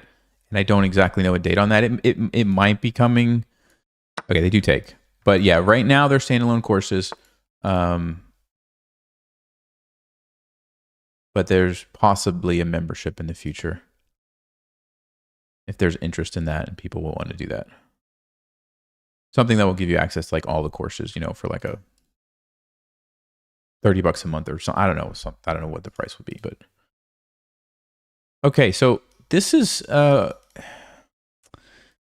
bishop is just a huge problem, because if that bishop is not there, this is just a really good threat, right? The problem is the bishop.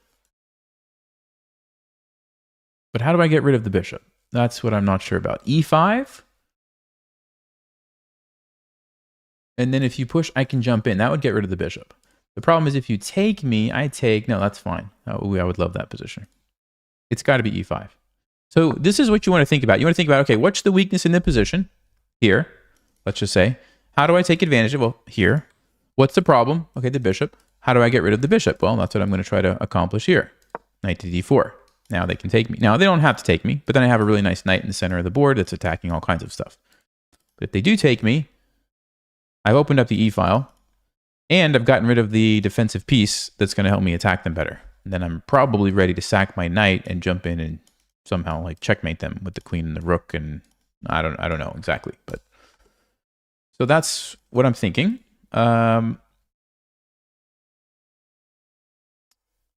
You know, white has a big decision, because like you don't really want to castle this way after you pushed your pawn up here on G4, right? That's one of the big drawbacks of G4. So if they're not going to castle that way, I guess you're going to castle this way, but now you got to move the queen somewhere and figure out a time to castle. And meanwhile, I'm going to be attacking stuff. Oh, and I can also take here and mess up the pawns on this side of the board. So the king is like, I don't know where the king's going to go. My king actually looks pretty safe sitting over here. I've got plenty of places to hide, and it's not easy for white to attack me. So that's kind of what we're doing.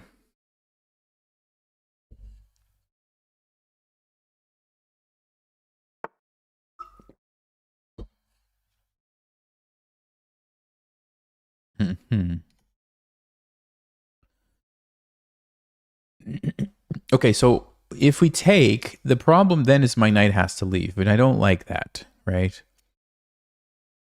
I don't like that. If I go back, oh, let's go back. We have a tactic here. Let's go back. So we're going to set a little trap. B4 is a trap now. If they play B4, I think we are in great shape. And why do I say that? Well, because I'm attacking that bishop. So if they play B4, I can actually take here, and then I take their bishop for free, and I have this amazing bishop. So yeah, they did see that. However, it just makes me wonder. It just makes me wonder.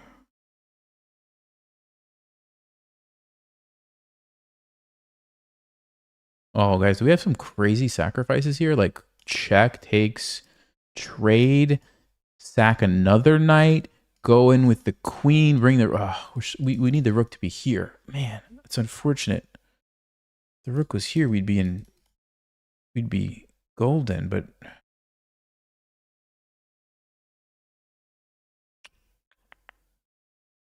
It's not there. That's the thing. It's not there. And he's going to play B4 next. So I could stop that with A5. That's one option. Or I just go for the sack. Set it up. Rook F8. Takes. That looks beautiful. Maybe I just do that. Let's set it up. Because there's still a good chance that they really want to play B4 here. And if they don't see this idea, then they might just do it. So again, it's the same thing, right? You sack you sack one piece for 2 pawns, and you get a nice attack on the king. That's what I'm going for on B4. I'm going to take. There's my sacrifice. Then I'm going to trade. Then I'm going to take this pawn, and it's pinned because the rook. So I end up getting 2 pawns for my knight, but I obliterate the shelter around the king, and I have pieces ready to go as a follow-up. I have my rook. I have my knight. I have my queen. I have my pawn. I have lots of pieces ready to attack, right? I've seen some people, like beginner, intermediate level, who will sack a bishop thinking, like, yeah, I'm going to attack because this is what I've seen Nelson do. But they don't have any follow-up. They have no pieces ready to go, and it doesn't work. So you have to make sure you have a good follow-up. Okay, this is basically another move that allows me to do the same thing. In fact, it's even better for me because now the knight is really far from the defense of the king. So I love this. So absolutely, I'm going to do it. I don't even have to think. I don't even have to think about this. Like, let's go. Let's go, buddy. And did I calculate everything that's going to happen from here? No, absolutely not. I just am using my intuition that tells me this king looks extremely weak. In fact, can we just go for it now? Takes, check. If you try to run, check. You try to run. Check. You can't go here. You get forks. You have to go here. Checkmate. Okay, so that's one line, which works out for us nicely. The other line would be if he runs this way, let's just say. Oh, actually, no, the other line is if he takes my knight. Hold on, that's the critical one we need to calculate. So here it takes the knight. Then we go check. Only move is here. King F7. Oh, wait, that's not checkmate. Hold on. That's not checkmate. He gets King G2. Oh. Okay, I'm running out of time. I'm going to do it. I'm going to trust there's a checkmate here. I'm going to just go for it. Oh, he goes for this line. No, this one we calculated. This is losing. This is losing immediately. Good game. Good game. I mean, I guess not immediately, but I get the queen, so that's good enough for me. You get the queen, and his king is, like, in trouble, so...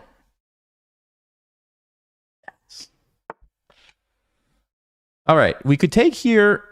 let's see. Take the queen first. Take here. He can't block. Now, he could block with the knight.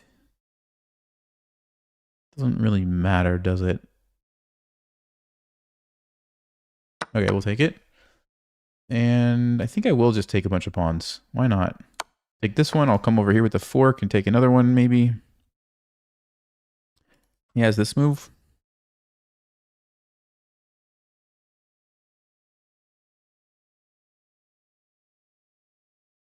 Okay, let's bring the rook. Let's bring the rook. I don't want to get flagged here. Okay, so yeah, definitely winning position. Let's not mess it up. Let's bring the rook in. His king is weak. This should do it. Also, we have a pass pawn. Also, we could probably take this guy and have a pass pawn here if we need it. So just don't blunder a knight fork or something and we're good. Oh, I could even force a trade if I want. But I think it's more valuable to get the rook on the second rank and just checkmate the guy like this, right? Yeah.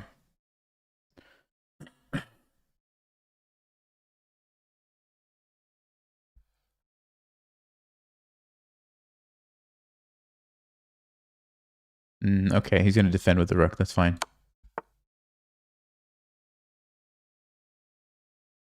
So I think we'll just take fork, get this pawn. Yeah, that should be enough to win relatively easily. Let's do it. We'll take the pawn over here.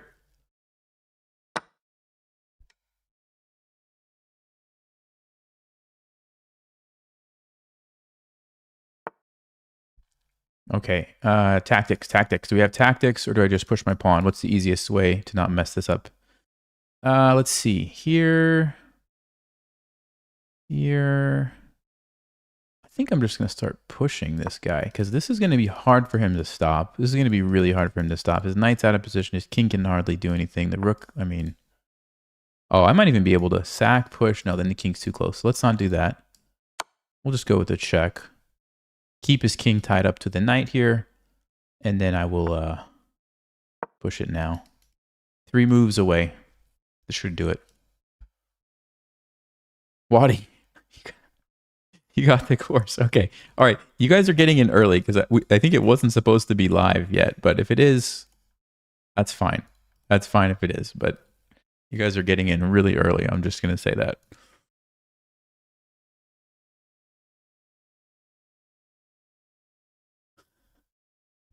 You almost bought Breaking 1500 twice.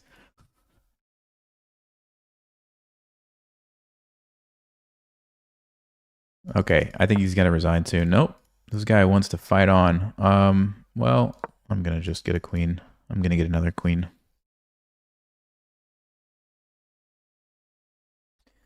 I'm going to get another queen and call it a day.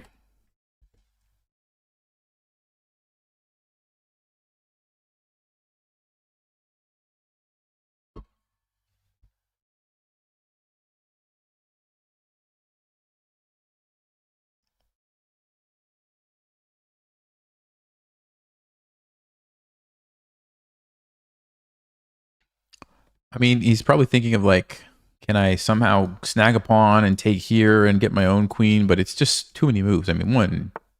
Okay, well, he's going to try. I'm going to just take it.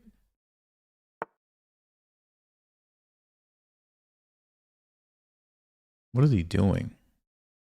What is this guy up to?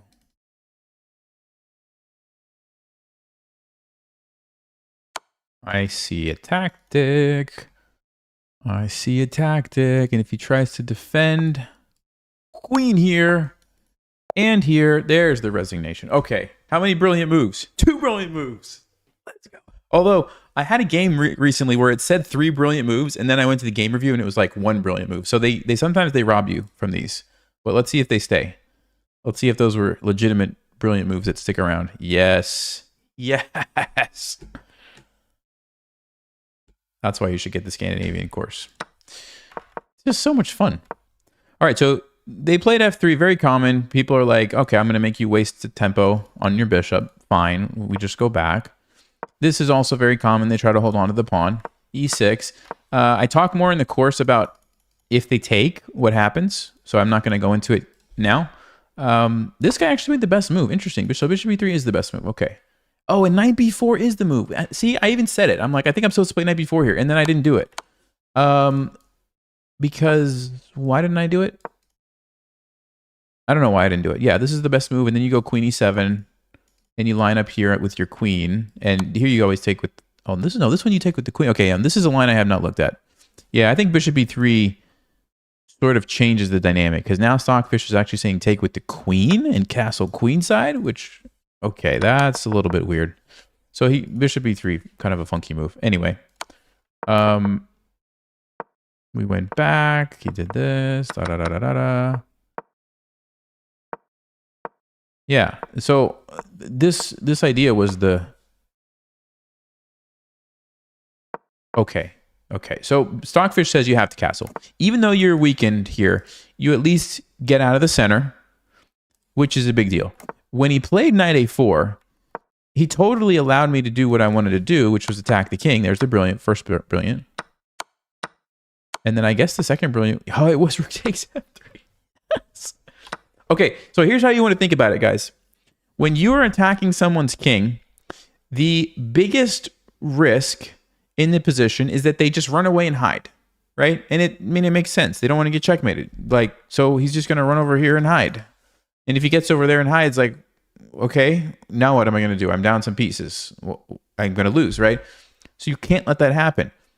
So in this case, I can't directly stop the king from going there, right? I can't I guess I could try with queen g5, but then he has queen d2. Now the queen is sort of helping, and then the king's going to run behind the queen. And so the other way to stop the king from running is to force it to run this way, right? That's why I even thought about rook takes f3, is because, well, now he has to come back closer to my pieces and away from his pieces.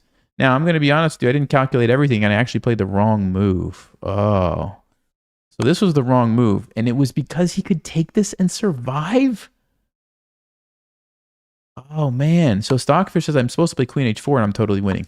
Defend the knight, still create the threat, and by the way, the rook is now coming over, and there's no way he's going to survive everything. Okay, so let's look at this.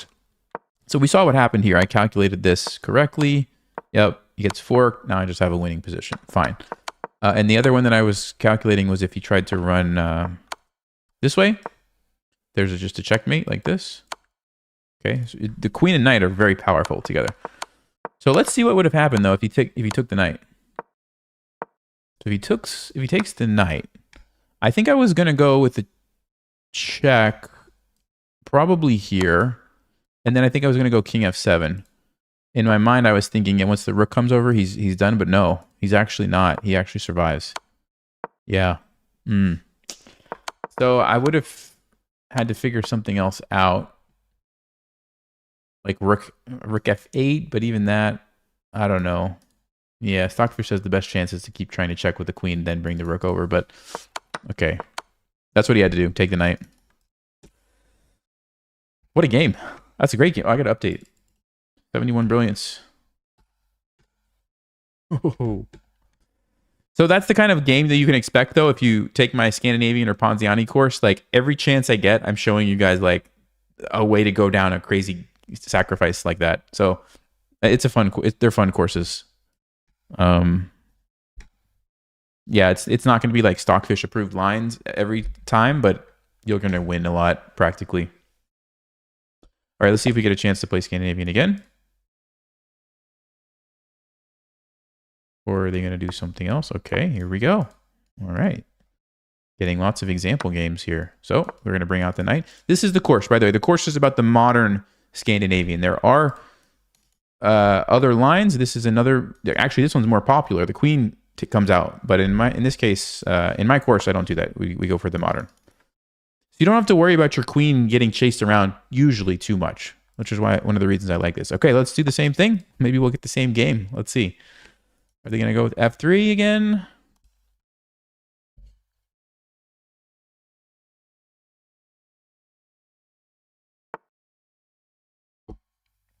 Okay, so knight F3. Now we do come out with the queen. And, you know, they could play knight C3. Most people don't. Well, I say most people. I mean, I guess some people do. But a lot of people here play bishop E2. Yeah. And then a lot of people like to play C4. Especially at the higher levels, like above, 2000. If they're playing this knight F3, D4, bishop E2 thing. Yes, exactly. Okay. And I talk about this in the course too, some more. But the line is queen F5. Which is a little subtle difference, but we'll see if it plays a role in this game or not.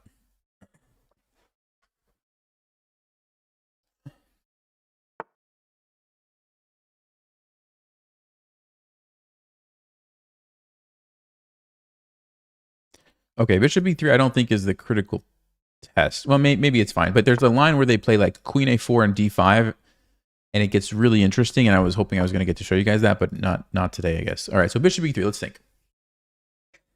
Part of the reason of the queen being on f5 is you support this. So sometimes we can play knight to b4.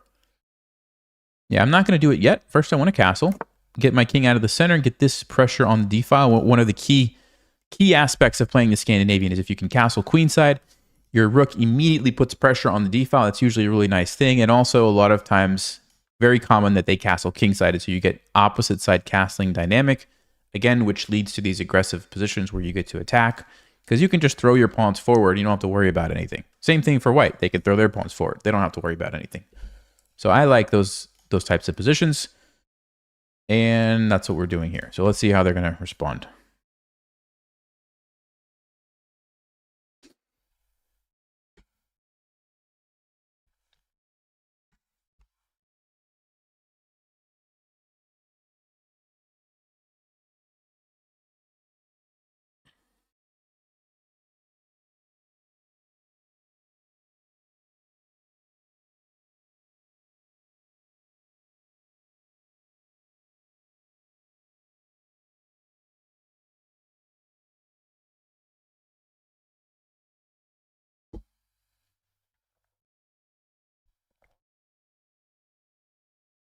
All right, we've got him thinking. We have got him thinking.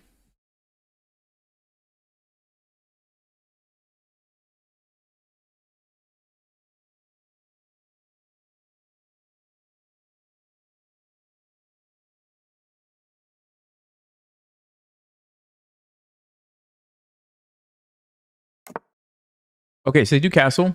Pretty typical.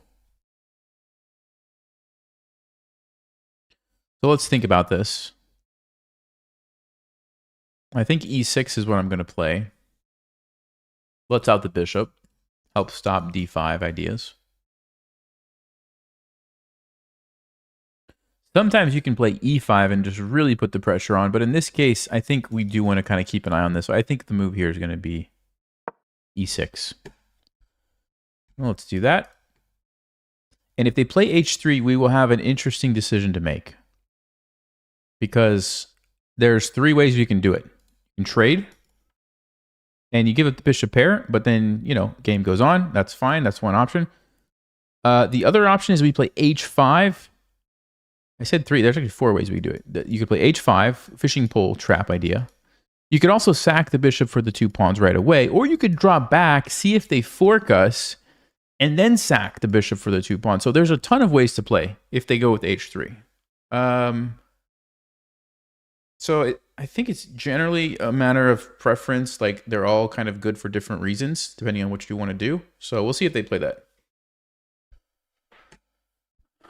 Looking forward to the courses. Love the lines. Hey, thanks a lot.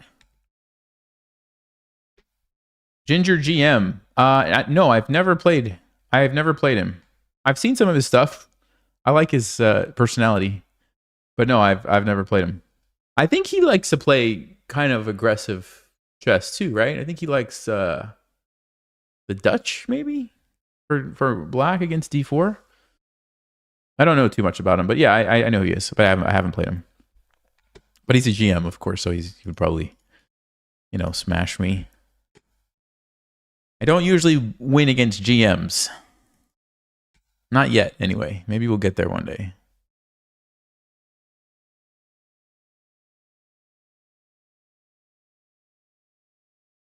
All right, so we have had a lot of time advantages this stream, which is rare, but hey, I'll take it.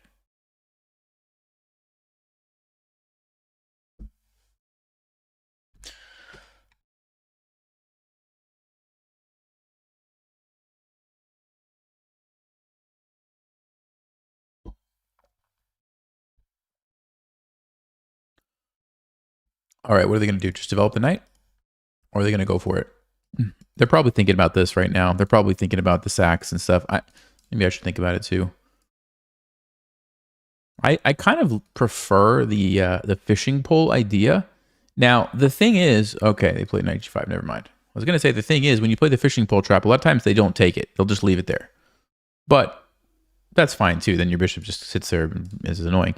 So they're going for this. This is defended well enough, so we don't actually have to deal with that. We could trade and potentially win a pawn.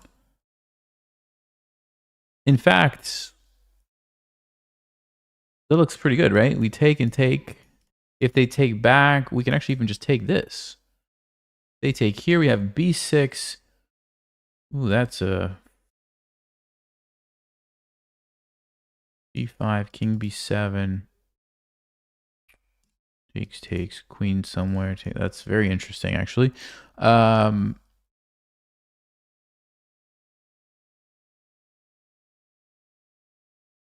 Okay, so as far as I can tell, we can get away with this. Am I missing any tactics here, guys? I don't think so. So let's go ahead and take this. We'll just verify one more time here. So we take. Queen is under attack. Obviously, they have to take me or move the queen. They're probably going to take me. If I take back and they take here,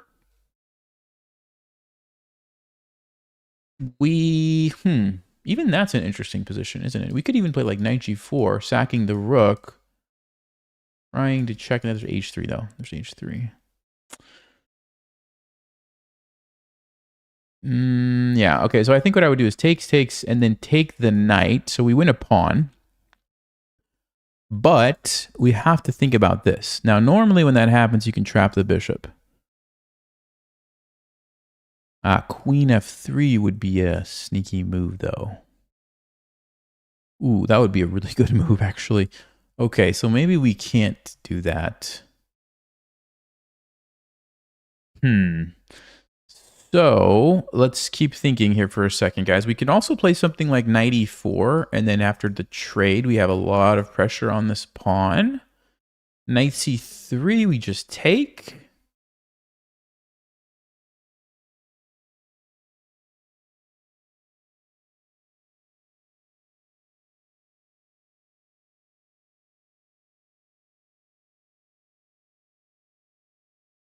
Okay. Wow, this is very interesting. I'm not sure what to do because I like this line, but if this can happen, then I need to... I can play bishop c5. I can play bishop c5. It's probably a decent position for me, but is that better than just going straight for like knight e4?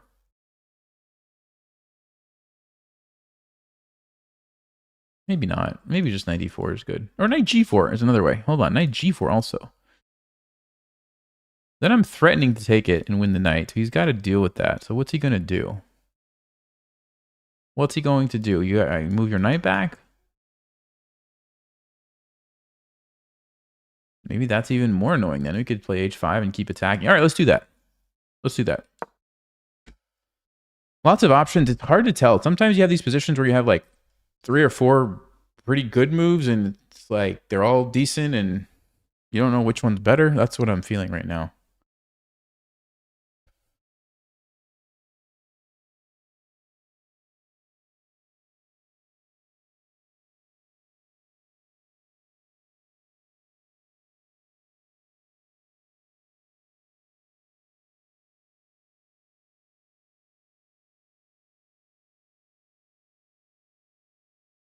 One second, guys.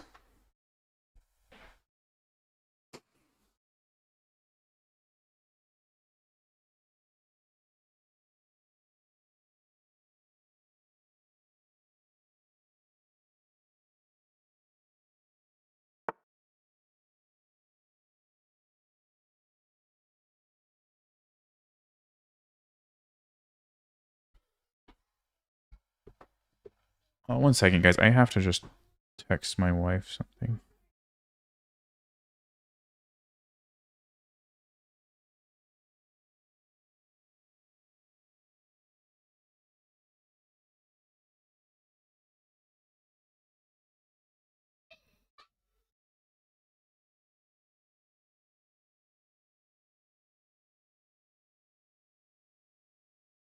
Okay, we're good. We're good. One second.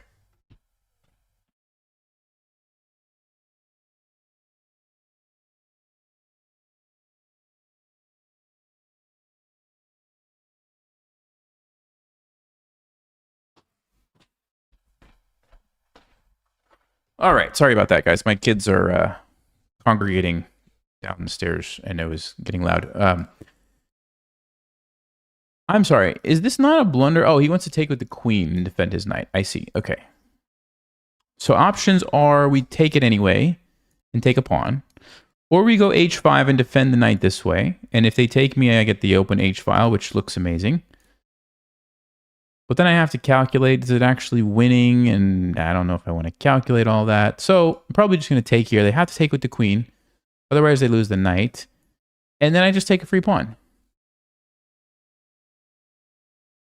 And I'm happy, right? I'm happy. I like free pawns. So there we go.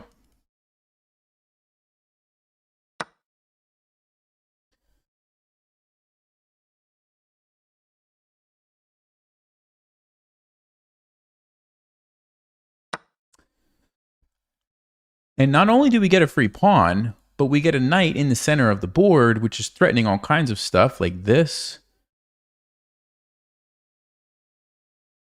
Like, I mean, you could even go there and trade the pieces if you wanted to. I'm also thinking bishop c5 looks really good. Get the bishop hitting these guys. Yes, yes, yes, yes. Theme of the stream is Nelson has a time advantage. Yeah.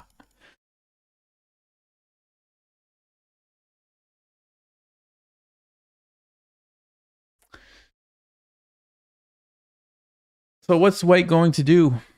I don't know. Doesn't look pleasant. Does not look pleasant for white.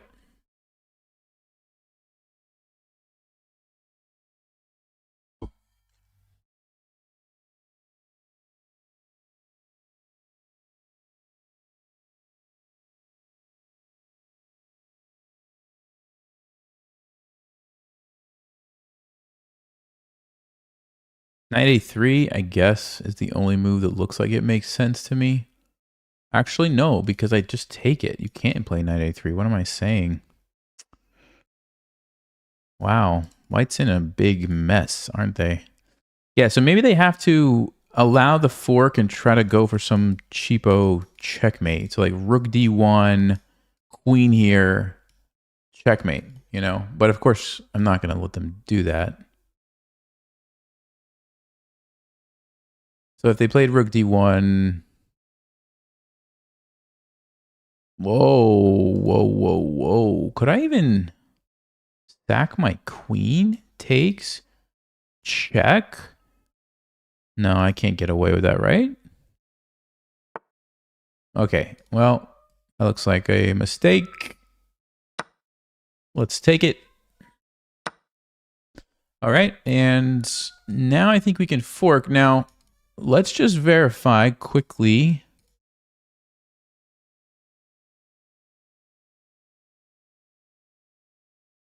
Yeah, no, I don't see enough there. Because what I'm seeing is that my king can run to e7 and then f6 if I need to, and I'm going to be really safe over here. So even if somehow they flush my king out and attack me on the d file, I can always just, you know, run away. But now I have options. I can take this knight, or I can take the rook. Now, what's the general rule? The general rule would tell you to take the knight, because a free piece is better than a knight for a rook. However, in this case, if they did go for knight for rook, I could also get the free piece after that. So maybe I should take the rook. But the most important thing, I think, is that I don't get checkmated. So the only move that I'm really concerned about is here, followed by a rook coming there. So if I take and this happens, and I go here, is there anything that I have to worry about? I don't think so. If I take here, is there anything I have to worry about? I don't think so. So really, probably doesn't matter.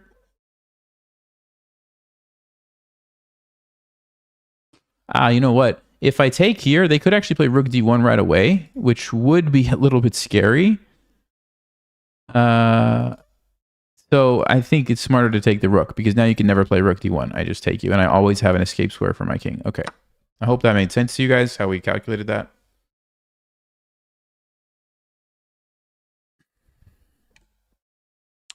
See, as long as my king, we talked about it in the other game, right? What's the most dangerous thing when you're trying to attack? That the opponent's king is just going to run away.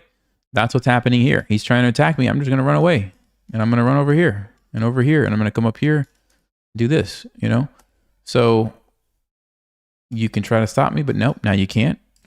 And the knight is not in a good position to help. And that's it.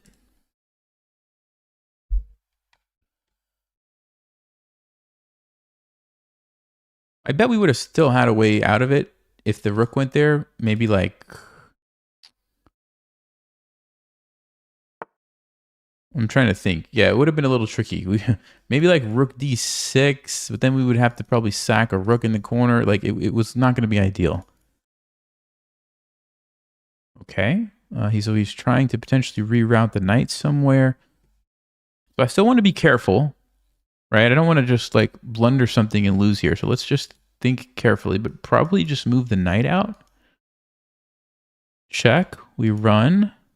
Check. We run. Yeah, it should be okay. Should be okay. I don't see anything. Again, you can still never go there. I just take it with check. So we're not worried about the king getting cut off that way. Knight here, we just take it. Okay, we just run.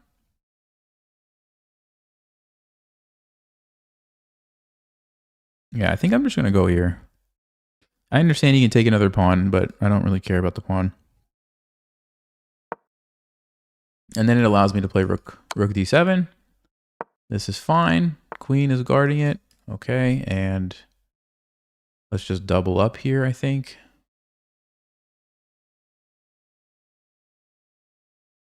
Actually, I could stop c5. He might just be trying to push this pawn. Maybe I just go here. Now let's do that. Okay, if we can force a trade, that's usually a good thing. Let's think. Knight to d4. Check. We run. Or I just go hide, and I'm super safe. Let's do that. Let's just get super safe. Now I can go here. Let's just make sure there's no forks, no crazy shenanigans here. Let's just go back. I'm just going to be real safe about this. Let's go here. Go here. I don't want to lose on time, so let me go a little bit faster.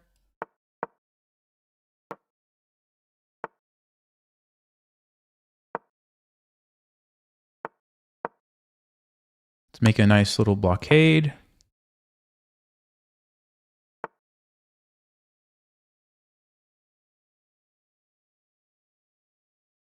Whoa, whoa, whoa, whoa, whoa, whoa, whoa.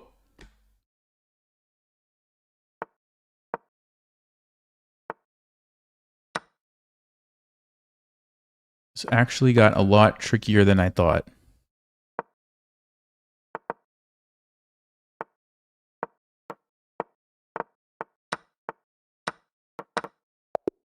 Okay. That was way too close for comfort. What happened? How did he do that? How did he do that? Oh my goodness. Those pawns were like scaring me. Somehow. He even had a draw at one point? Are you kidding me? Okay, hold up. So we're totally winning. Knight c2. Take the rook. Knight c2.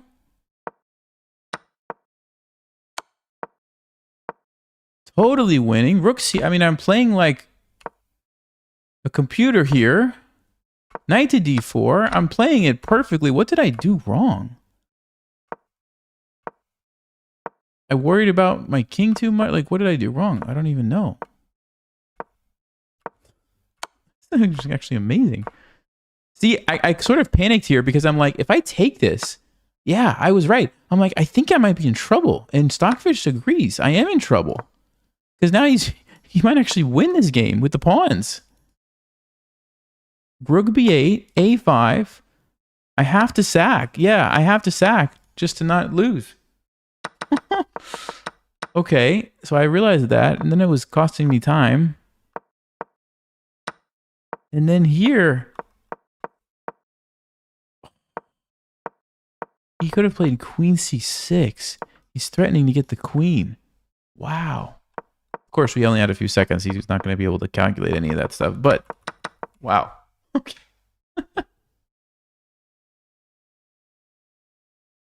Oh my goodness. 2450, guys. 2450. Scandinavian is pretty strong. And Ponziani. We had a good game with the Ponziani too. Okay. Here we go. Chess with Akeem. Oh, everybody keeps telling me I should play against him. Here you go. Here you go. I don't know what he plays against this, but I gotta just go with my gambit. See how much he knows about this. This person, I believe, is on YouTube. And a couple of people have said, yeah, I've said they wanted me to play against him. So here you go. Okay, let's see what he knows about the Alapin Gambit.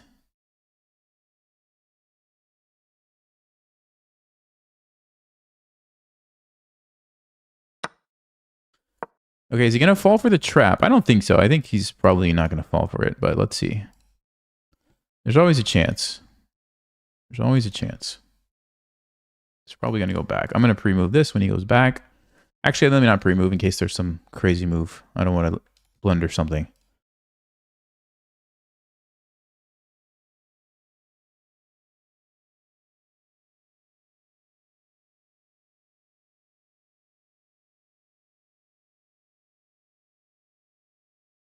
He's thinking about it. He's definitely thinking about it.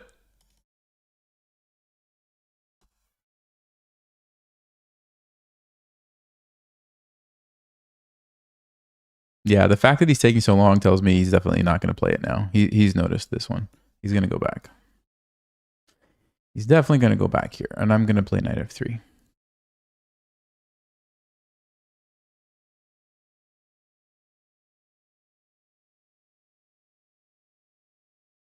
Usually when they fall for it, they just play it quickly.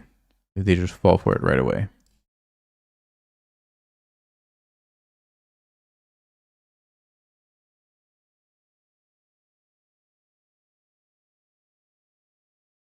Really thinking through this, huh? Actually, there's some other things too. I think there's some interesting lines where you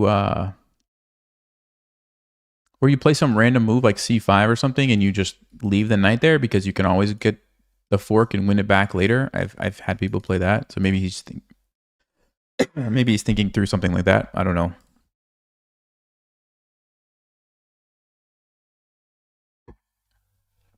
Well, the theme continues.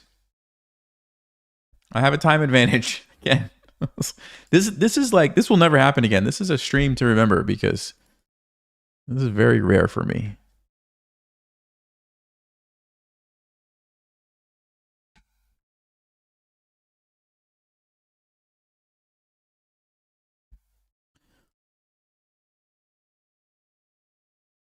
Okay. Ah, he does play c5. Okay. Yeah, I think that's a good move. I think that's a good move. I think I'm supposed to just play knight f3. So now we are threatening his knight because he doesn't have the fork anymore. Yeah, you can do that, but... Oh, I think I've played this before. Yeah. I played this against someone, and I thought this was a good move. And then they ended up... Yeah, you guys remember that game? I like brought my knight in, and they ended up like bringing their king over here, and I ended up losing the game. And I'm pretty sure I looked at it, and it was something about just taking back. I'm pretty sure you just take back with the bishop. That's what I'm supposed to do.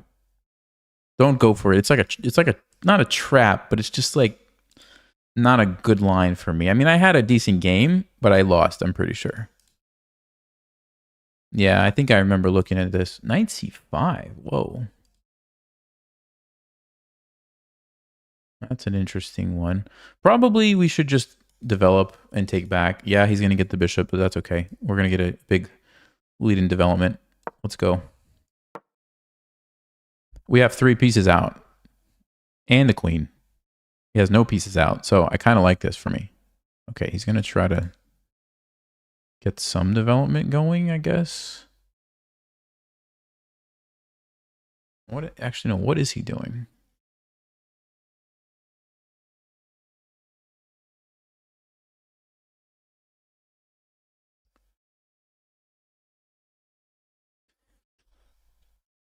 Okay, well, I mean...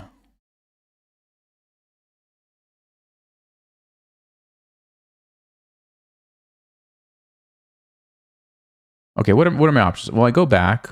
I just castle. I don't know. I don't think we can actually castle, can we? I hate to make this trade. That just feels like it has to be the wrong move. I really don't want to make that trade. Feels like it has to be wrong.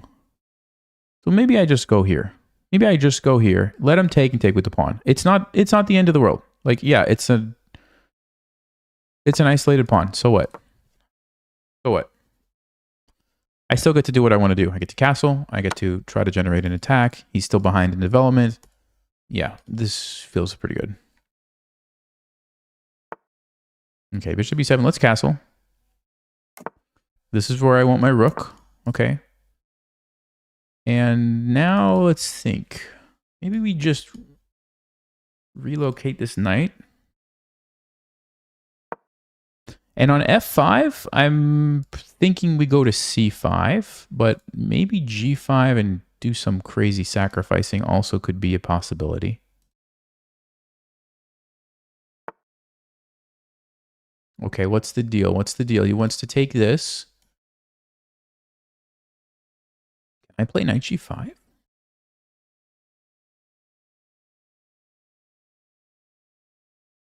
I don't want to...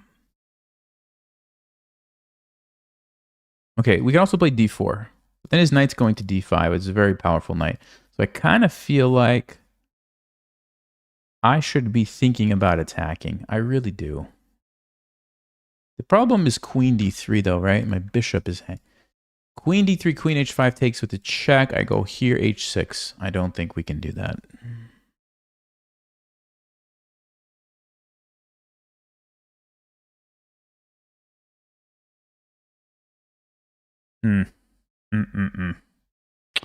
That's too bad. That is just too bad, guys. Oh, but I could play maybe queen f3. Or queen e1 followed by, oh, then there's a fork. Okay, so it'd have to be something like queen f3, but there's still a fork. Do I have enough counterplay? Man, I really, oh, what about knight e5? Hold on, what about knight e5? Because then, if you play something like f6, now I can bring the queen. If you take me, how am I going to attack though? Queen takes rook f1. Let's just say bishop f6, knight g5. Let's say h6. It's probably not good enough.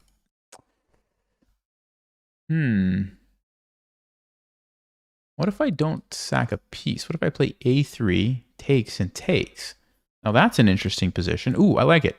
I like it. Let's do that. Let's go here. Let's go here. And the idea is to open up my queen, also defend the pawn that's being attacked, and counterattack with maybe a3 is what I'm thinking. And basically say, go ahead, you take, I take, you take, I take, and kind of like that position. Got some really bad pawns. Maybe. I don't know. This is interesting stuff here.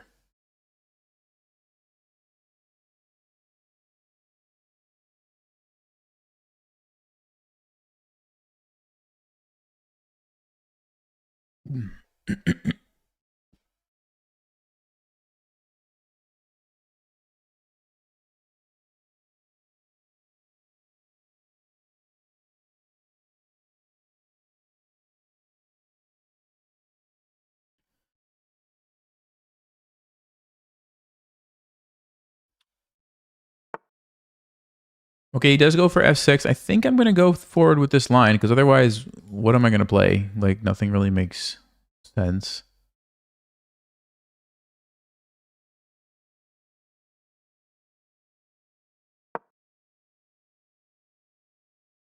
Oh, there's 95. Ah.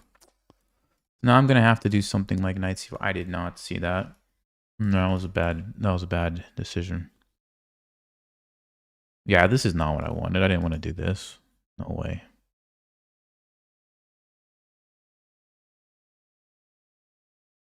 If I go knight c4, he actually has b5. Knight g4, f5 looks like I lose a piece. Oh man, I can't believe I missed this.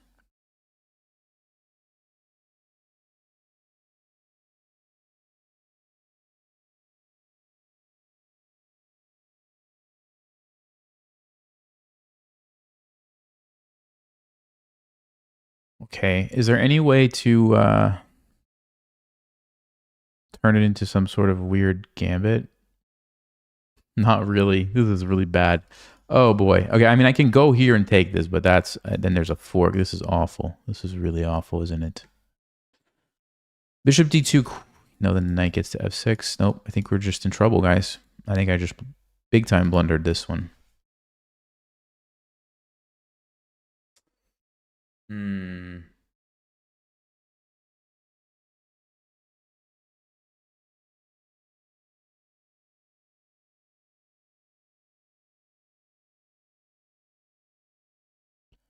I'm looking for anything here that I can do, but there's just nothing.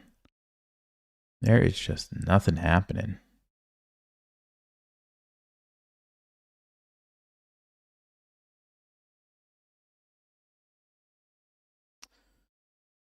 Man, I wish I could like just somehow sacrifice something and keep playing, but I don't even have like a decent move.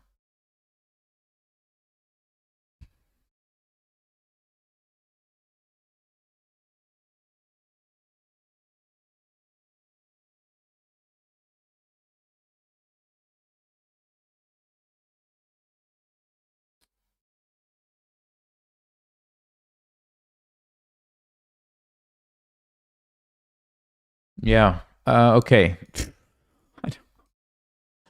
I don't know, guys. I mean, I can go here. He plays b5. I can save my bishop, and then he's gonna take me, and I take back, and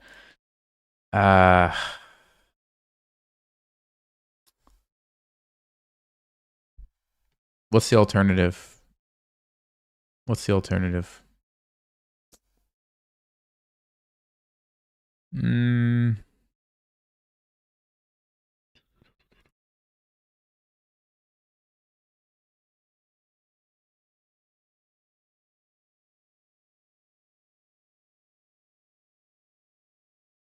no, no, I can't even think. I can't even come up with anything, guys. Like, I can't come up with anything at all. Okay, maybe queen f3. No, it's awful. It's awful. It's awful, guys. I'm so sorry. I'm going to have to research the c5 line because it's been happening more often. So I'm going to have to research it. Okay, so we can go queen f3 and try to get tricky, but it's just not going to be good enough. It's just not going to be good enough.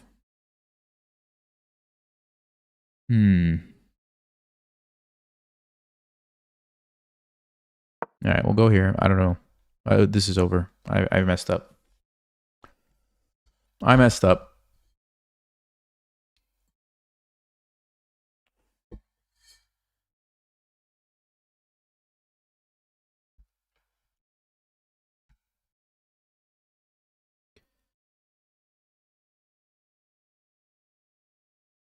If I didn't play 95, I think we had an okay position, though. I think that was the big mistake. Going for this line was just bad. I should have just played like d4, maybe. Let him put the knight there. Move my bishop.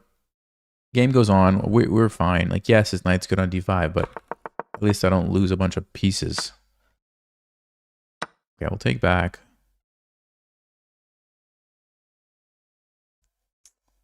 Yeah, I have to give up my bishop. I have absolutely nothing.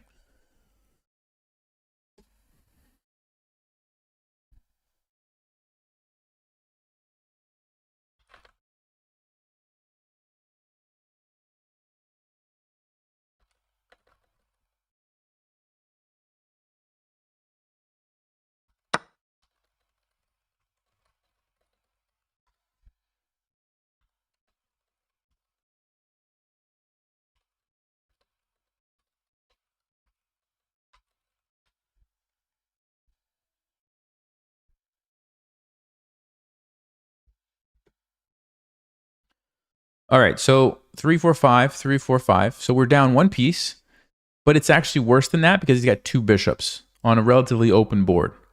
So I'm in big trouble. There's not really anything happening here.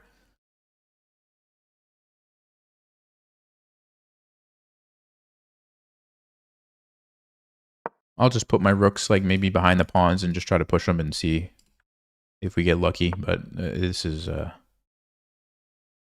nothing really to do here.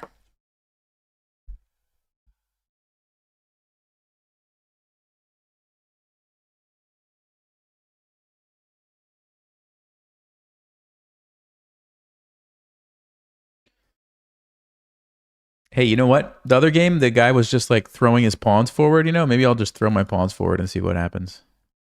Check, he takes. Yeah, that's a pretty good move.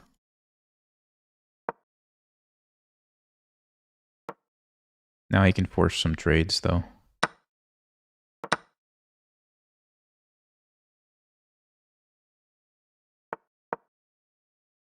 All right, let's see if we can push these pawns. Let's see what these pawns can do. Last attempt here, guys. Push the pawns for the win. A4, B5. If it was 3 pawns, it would be much more possible, but just 2, it's just not quite enough. A6, we have A4. I mean, it's a little something. Maybe we can make him think. You never know. You never know.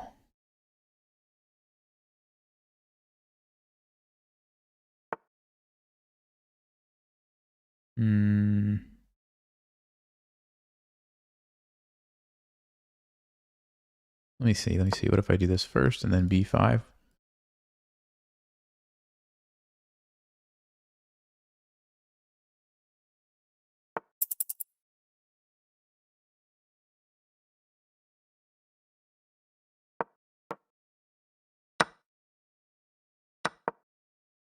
Yeah.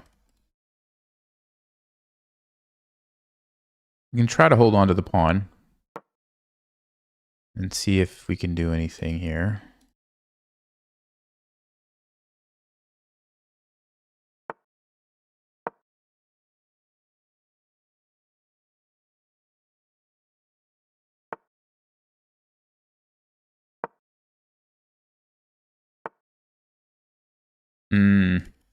Yeah, see, that's the problem. He just does that and takes it.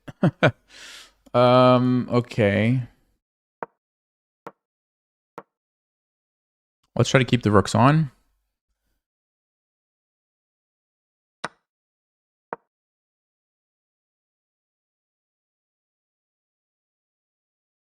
Maybe in a time scramble. Nope, that's very smart of him.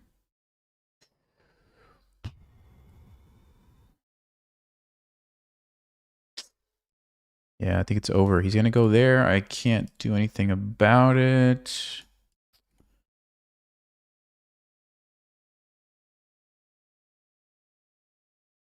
Yeah, I have nothing. Good game. I messed that all up.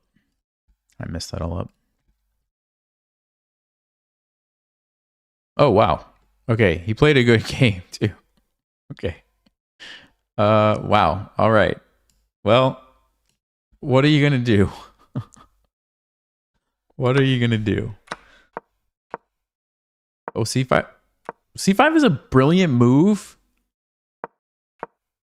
I mean, okay, I understand you sacked the knight, but I didn't realize it's okay. So this is the best move. Let's see. I'm supposed to play knight f3 and bishop takes, so I played the right thing here. He played, yeah, this is fine. Okay, I actually messed up. I was supposed to go bishop b5. So you pin it, and let's just say he plays like a move like this. What's the idea? Well, that's a losing move because knight e5. So we're just going to pin the knight and attack it. Okay. Which is why when you pin it, he has to go bishop d7. Now I drop back. So we save the bishop. And if he attacks me, now we drop back again. And the game goes on. I can castle. And okay, this is fine for me. I mean, this is... Yeah, he's got the extra pawn that I sacrificed, but who cares? The game goes on. So next time this happens, I have to remember... Take with the bishop. Bishop b... Oh no, knight c3 first. Then you pin the knight. Okay. Okay. So yeah, the game, I messed this up. He took here. Okay. Yeah, f6 was the best move. I'm just in trouble at this point. Yeah, there's just nothing. Okay. Let me see. What time is it? Okay, I'm going to do one last game, guys. I'm going to do one last game. How does that sound?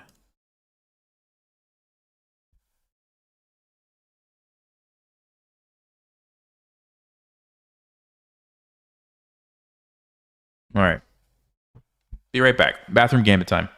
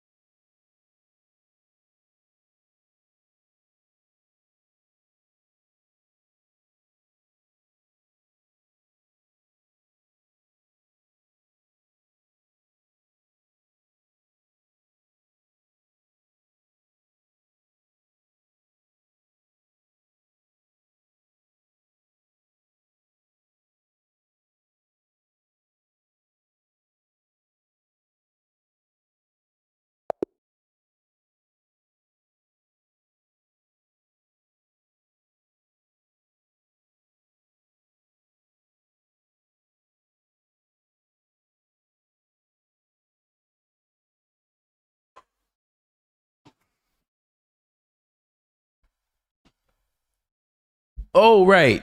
I forgot. Uh, Bathroom Gambit doesn't work if you don't make any moves.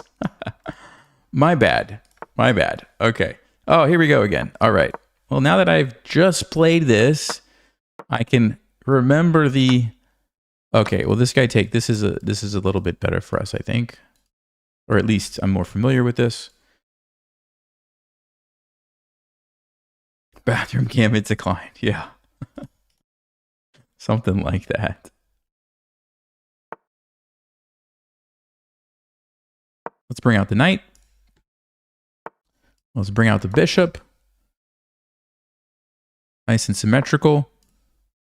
Let's castle. Let's go queen e1 so we can sneak over here if they ever decide to castle this way. And if not, we might just attack them this way.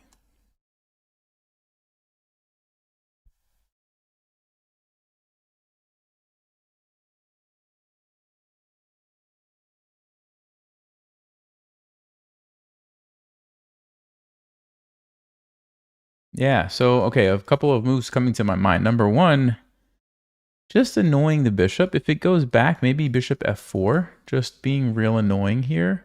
Although knight to d5 would be a problem. Okay, so maybe not. Bishop g5, I like bishop g5. Pinning the knight, threatening maybe knight e4. And that pairs nicely with queen h4. There you go. Queen h4, we pin the pawn so that he cannot take us because we take the rook. And the only way to really get away from this quickly is to castle, but then we will sack and try to checkmate. Wow. That is a way to get away from it, but... Okay, so now he's threatening my bishop. But that, I mean, that is a... That's a very committal move, if you know what I mean.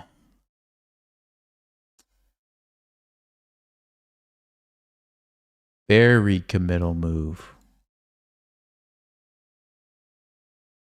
I'm just going to go back and bring a rook over here and then try to find some brilliant sacrifices. But I don't think we can take it because we don't want to open up the rook. So we're going to have to retreat a little bit here. But that's fine. That's fine. This is coming. His king is right there. Oh yeah, this is going to be... It's going to be a really interesting game. Okay, let's go here. First things first. Get the rook lined up. It's going to be funny if he actually tries to do this and just run with his king. But I'm still going to attack it. But I guess technically you could do that.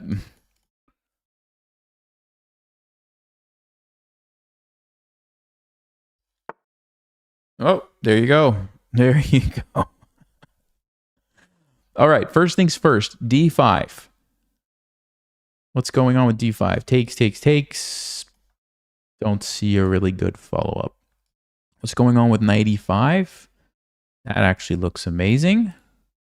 I think I should probably do it. If he takes me, I take back. He moves his knight. Let's go. The reason I think this looks good is because if you have to give up your bishop, then my bishop over here is going to be very strong on the dark squares, one way or another. We're going to figure out how to make it work. Of course, you can't take with the knight because of the queen f6 idea. So this is the only option if you want to take my knight. Otherwise, you have to just work around it. But maybe we sack. Yeah, he's going to try to do that. Okay.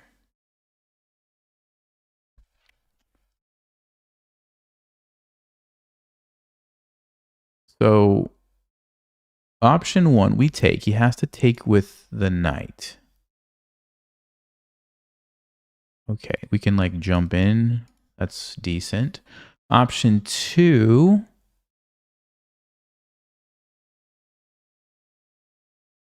What was the other option? I was thinking of an option. Oh, bishop b5.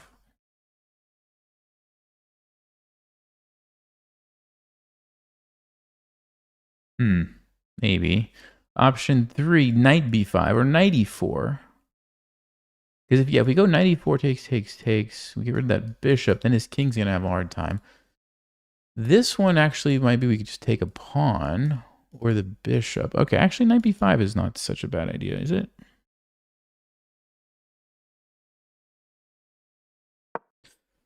Yeah, let's go. His queen looks really misplaced. I'm not going to lie. His queen looks really misplaced, if I'm not mistaken. So, bishop c5, we have bishop e3. Oh, knight g4. Uh-huh.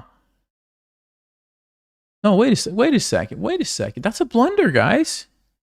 That's a blunder. I'm afraid to say he blundered this. We just won a piece. And probably the game.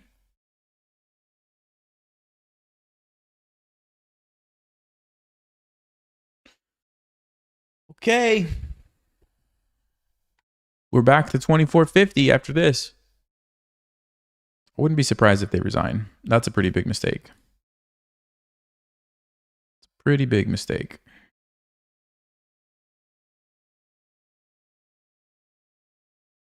If you go back with the bishop, I take this with my queen. And if you move your king, I'll probably take with check and then take the knight. I'm going to have two bishops against one bishop. And I have a good position with all my other pieces. Yeah, it's over.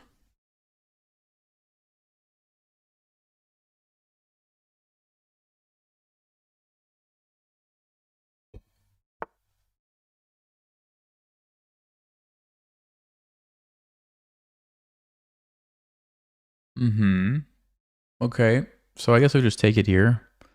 Yes, he has a check, but I have bishop e3. I just have bishop e3. So we're up a piece. Bishop e3, there you go. Okay. Let's just go back. Obviously, don't want to lose my queen. Not to mention his king is still not safe. His king is still not safe. We have rook d1 ideas. We have this as an idea, and then maybe a follow-up sacrifice to just obliterate the king. Yeah, he doesn't have time for this. He does not have time for this. I could start with this, because if you try to run, then I could jump in. Then if you run, I don't know what I do. Then I maybe take, or I just do it right away. If you play rook a8, I mean, I could probably just sack.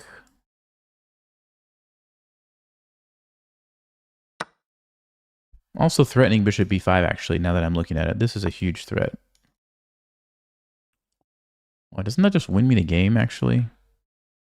Yeah, this is going to win, guys. This is going to be it. Because we have rook d1 coming. Rook d1. Or bishop b6. Let's go rook d1 first. Then bishop b6 check here should do the trick. King c7, bishop b6. This is nasty. This is nasty.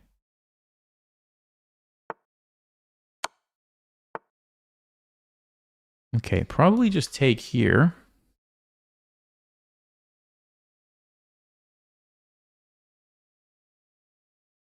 Force the trade, get rid of the defender. He has no tactics. Yeah, this is over. I could even throw in this check. Because then if the king moves, I take with checkmate. If the king moves here, the queen comes in. If the king moves here, the queen comes in. If the king moves here, fine.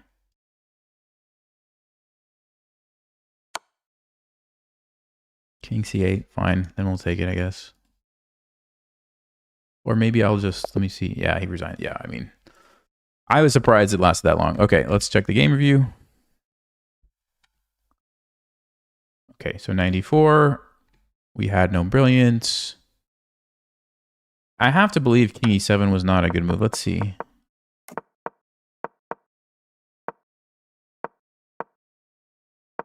Yeah, Stockfish does not like that one.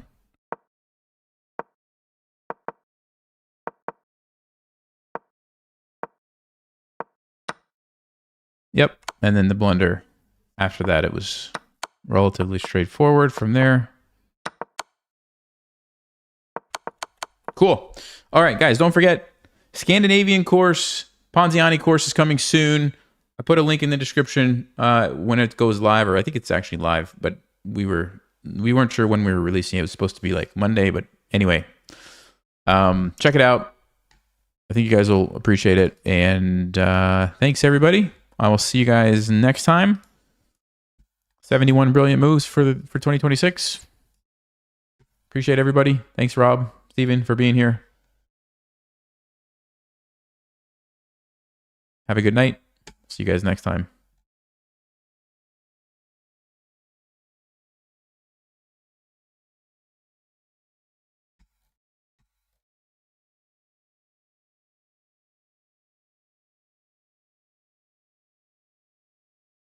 I'm just reading some chat before I go. Wadi, good luck with the course, man. Alexandra, hey, good to see you. Haven't seen you in a while. All right, guys, take it easy. I'm going to go have dinner.